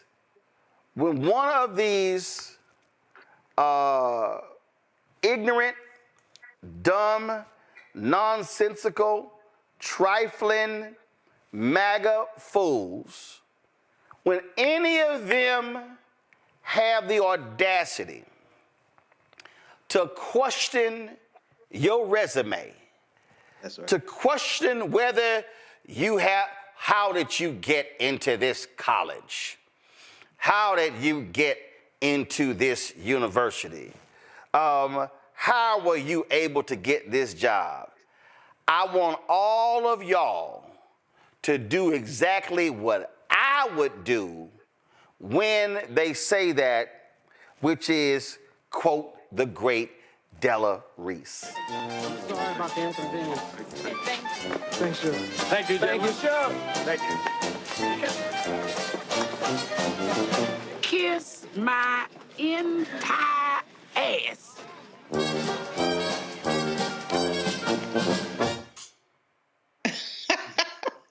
Enough said. I'll be right back.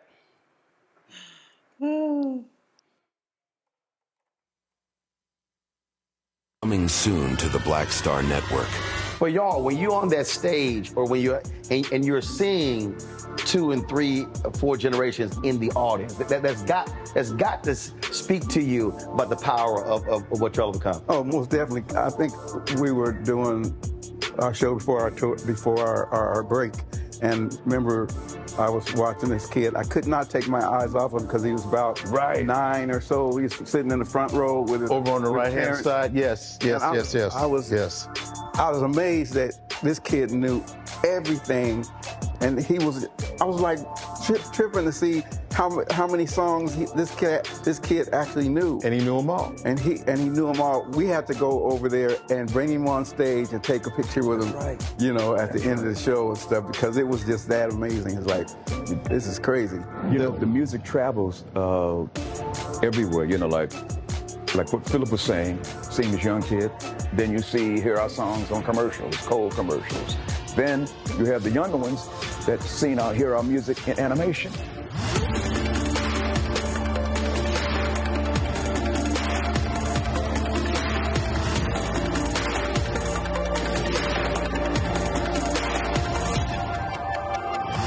I'm Russell L. Honoré, Lieutenant General, United States Army, retired, and you're watching Roland Martin Unfiltered.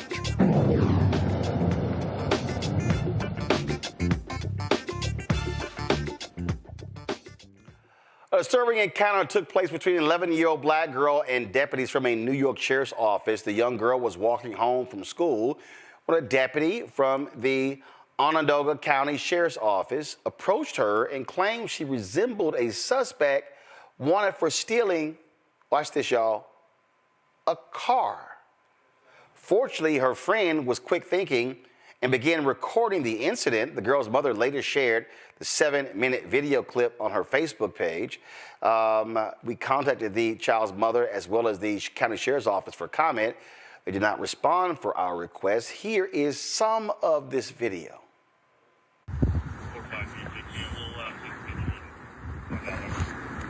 Wait. Wait, I'm actually so confused. I'm scared. There's another one right there. I'm staying with her. I don't care about what your dad says. Y'all can go. Y'all can. You guys can keep going. No, I gotta stay with her. This is my sister. Is your sister? Yes. You can't just leave her. It's my sister, cousin. We're related. Where are you coming from? We're coming from school. We were literally all just playing in the yard. Okay, well, like I just said, you're just being detained right now because you're not in the description. I'm okay now.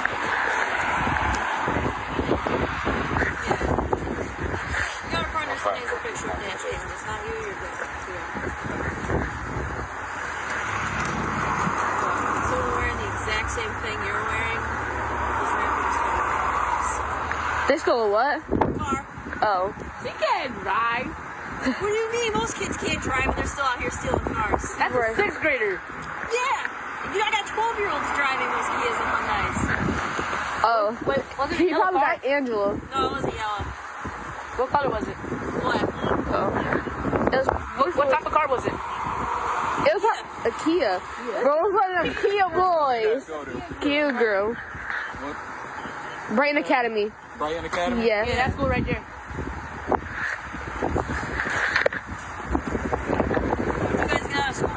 We got out of school at like 1, but we didn't.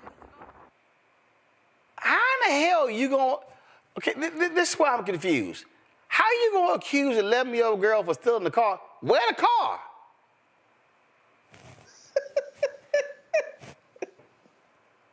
I mean, what happened here, Avis? The 11-year-old girl go get a tarp and drive the car into an alley and then put a tarp over it and cover it up? You know, maybe they thought black girl magic was literal. I mean, maybe they thought she was able to make the car disappear. That's the only way this makes any sense whatsoever. It is absolutely stupid.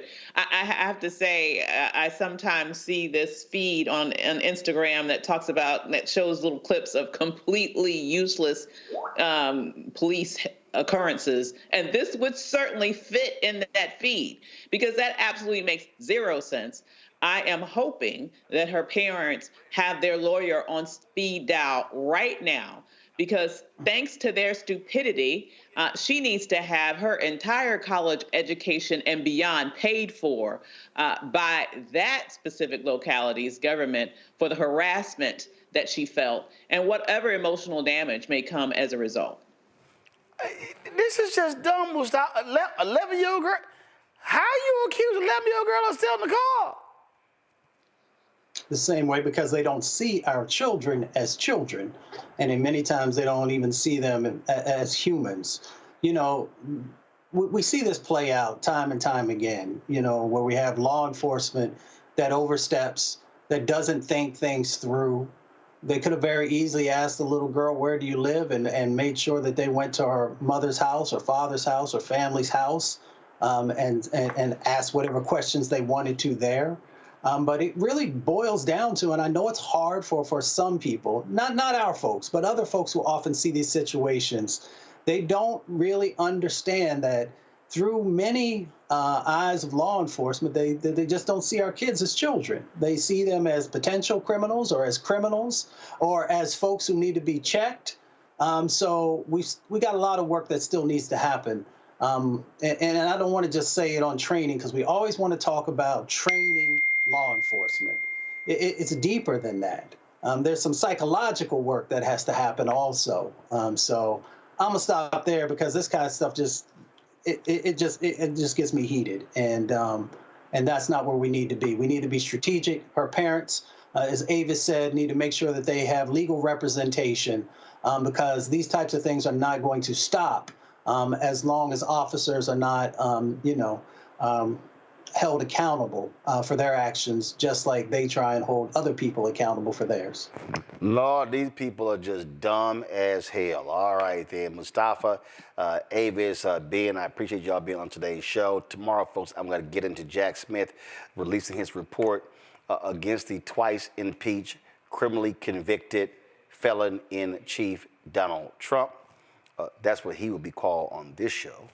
So we'll break those things down tomorrow. All right, folks. Let me say this here, and this is really important here. I had a conversation earlier today with somebody. We were talking about we were talking about, man, what's up with black media? Why is it black media reporting this, reporting that? Let me just be honest with y'all. Nearly all these black media people, they're not doing news. They're not. We got to be real. Black Enterprise is not doing business stories anymore. They're a conference company. That's fine. That's your business model. I get it, but they're not. Essence is not really out there writing news stories. Ebony ain't writing news stories. Jet doesn't exist. I go to Blavity. No disrespect to folks at Blavity, but what do? They rewrite stories. They're aggregating. That's what they're doing. So what's happening out there in black-owned media is what you see are folks looking at what's happening in white media and then turning around and rewriting those stories, slapping their byline on it, and put it on their website. What are you actually finding that's real and original at the root? Some limited stuff at the griot. But the reality is, what we are being fed in Black America, we're being fed a lot of reality show drama, conversations about LeBron, MJ, or Kobe, who's the GOAT, BS, memes, and what viral videos that go out. And let me be clear, I ain't got a problem. I ain't got a problem with entertainment, not all damn day. People were asking me, hey man, what do you think about Drake and Kendrick? And I said, I don't give a shit. We were in the middle of a fucking election for President of the United States. Do you actually think I had time to give a shit about what Kendrick and Drake were saying back and forth?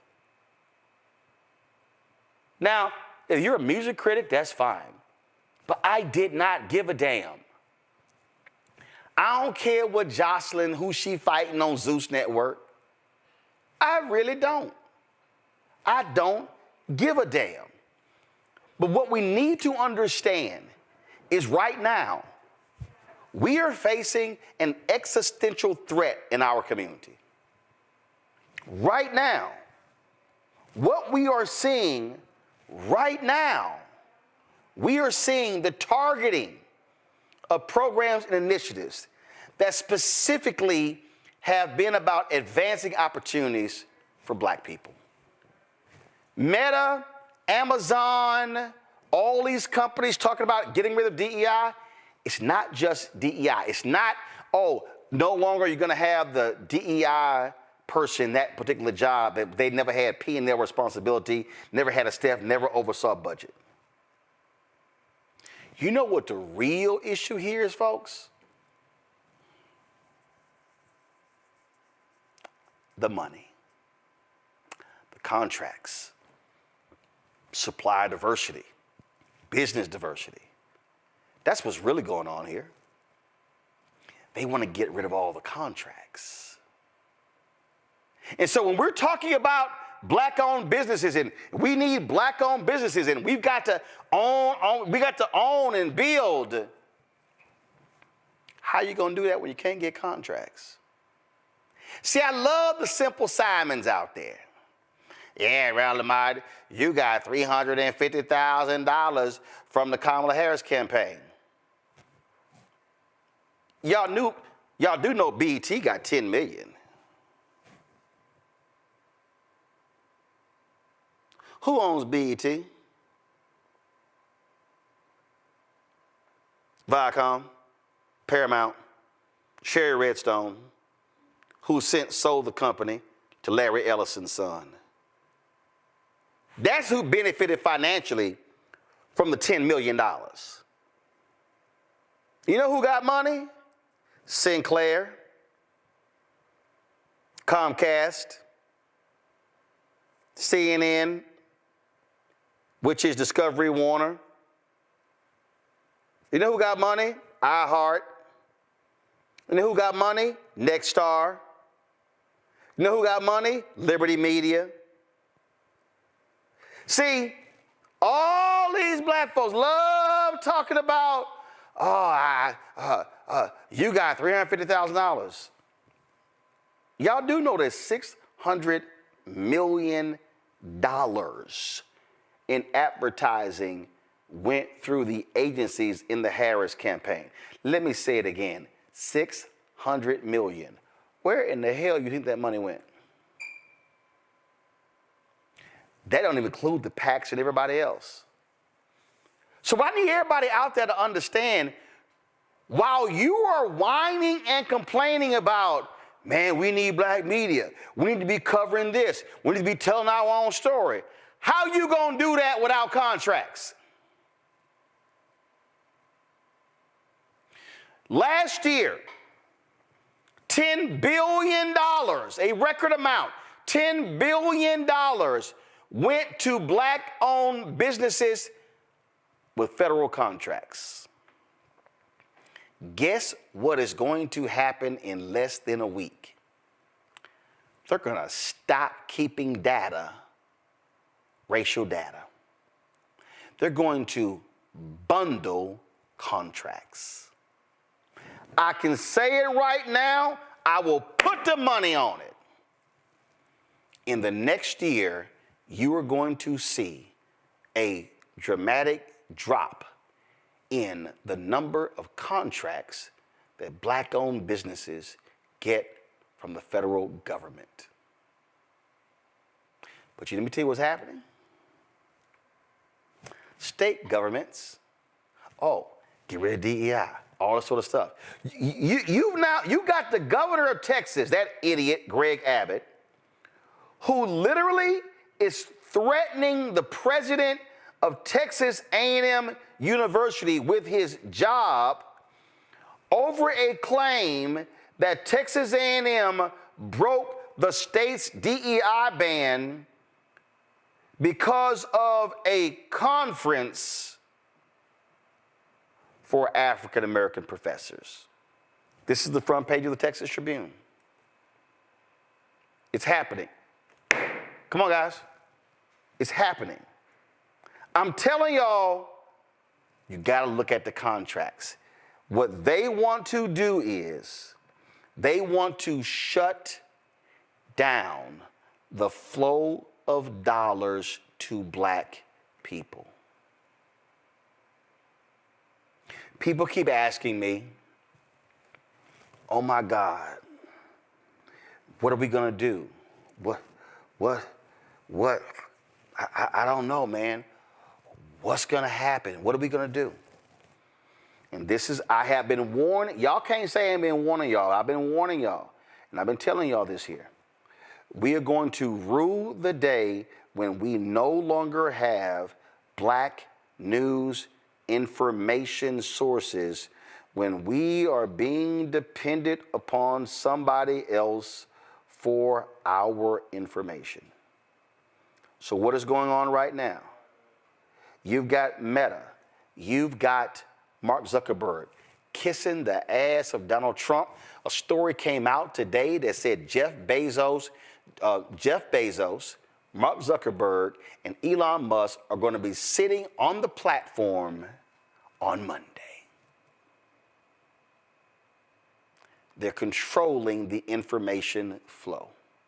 They're controlling how you get information. The algorithm is going to determine what you see and what you hear, which means that we have got to understand when Kathy Hughes said, information is power.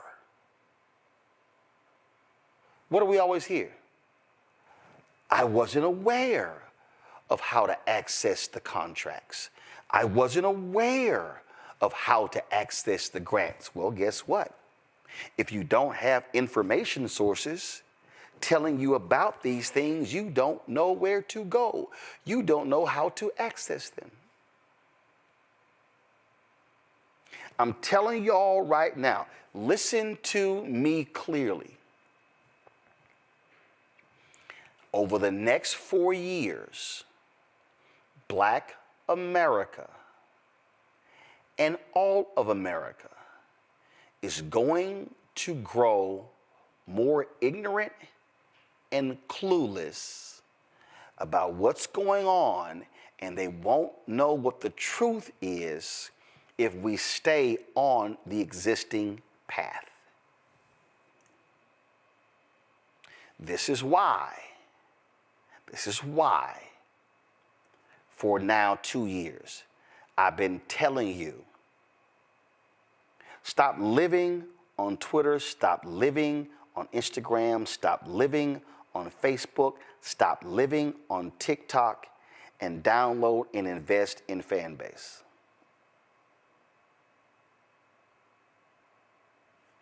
Because then you can have access to social media that is not censoring what you have to say. Isaac Hayes dropped this video today. What's up? It's that time, and I know you see it, and I see it. We've just crossed $5.5 million raised for Fanbase on Start Engine. I don't think people understand how important this moment is, because as these apps climb the app stores, including Fanbase, there's only one that you can have equity in. And all these other apps are billion-dollar apps, $17 billion, $1 billion, raising $900 million. And then there's us. And I think this is the most important story in tech right now, that an independently funded, crowd-funded social media app is 6 spots away from being the #1 social media app in America. That is insane to me. That is crazy. But you guys have an opportunity to invest and have equity in Fanbase. So go to startengine.com/fanbase and invest. The minimum to invest is $399. Come and invest, and I'll send you a link to invest right now. Do you understand that if you want to run an app up, run up Fanbase? It's the only one you can own. This is the craziest market opportunity I've ever seen, and I don't think it's clicking. So, shout out to all the new investors who have just joined us, and shout out to those of you who will be joining us real soon. Welcome to Fanbase. That's a social app. When you start watching what you consume. So the reason we talk about why supporting this show, and I'm going to go in depth tomorrow as well so you can understand. But what you don't realize is the right has this entire plan. It is a 50 to 100 year plan to completely have a stranglehold on our politics, on our courts, on media. mass media is how people get information. Right now, there are more than 3,000 people, who are watching on different platforms. So that means that if I had 5 people sitting here, I'm talking to more people right now. Understand this here, I'll put it this way. I am talking to more, if this was a mega church, if this was a church, we would be called a mega church. I want you to think about that. We're not some storefront church. You have to be able to get information to the masses. And you have to understand they don't want information going to the masses. They don't want our people to be aware. Why did they say if any enslaved person of African descent was found reading, you could be killed? Because they understood the power of information. Why did the white supremacists refuse to ensure that our schools were funded and did not want black kids getting education? Because they were scared to death of the power of information. What we are trying to do is create something that says you don't have to depend upon what they tell you, what they show you. Black liberation happened because of Frederick Douglass, the North Star, because of Martin Delany, because of Freedom's Journal, because of Ida B. Wells Barnett, because of Ebony, Jet, Negro Digest, Black Enterprise, Essence Magazine, Black Newspaper, Chicago Defender, Pittsburgh Courier, on and on and on. But black people bought the magazines and the newspapers. The revolution, y'all, ain't going to be free. This stuff cost. An 85-inch television for graphics is $2,000 to $3,000. So I need us to understand that we can actually do in 2025 what Robert Abbott did with the Chicago Defender in 1905. But we have to have the courage to actually do it. Folks, support what we do. Join our Bring the Funk fan club. For Cash App, hit us using the QR code Stripe. You can see it right there. Or if you're listening, go to Black Star Network, use the QR code. Send your check and money order. P.O. Box 57196, Washington, D.C. 20037-0196. PayPal, R. Martin Unfiltered. Venmos, RM Unfiltered. Zelle, Roland at RolandSMartin.com. Roland at RolandMartinUnfiltered.com. Download the Black Star Network app, Apple phone, Android phone, Apple TV, Android TV, Roku, Amazon Fire TV, Xbox One, Samsung Smart TV. Also, be sure to get a copy of my book, White Fear, How the Browning of America is Making White Folks Lose Their Minds, available at bookstores nationwide. Get the audio version that I read on Audible. And also get our Roland Martin Unfiltered Black Star Network merchandise. All of that money goes right into the show.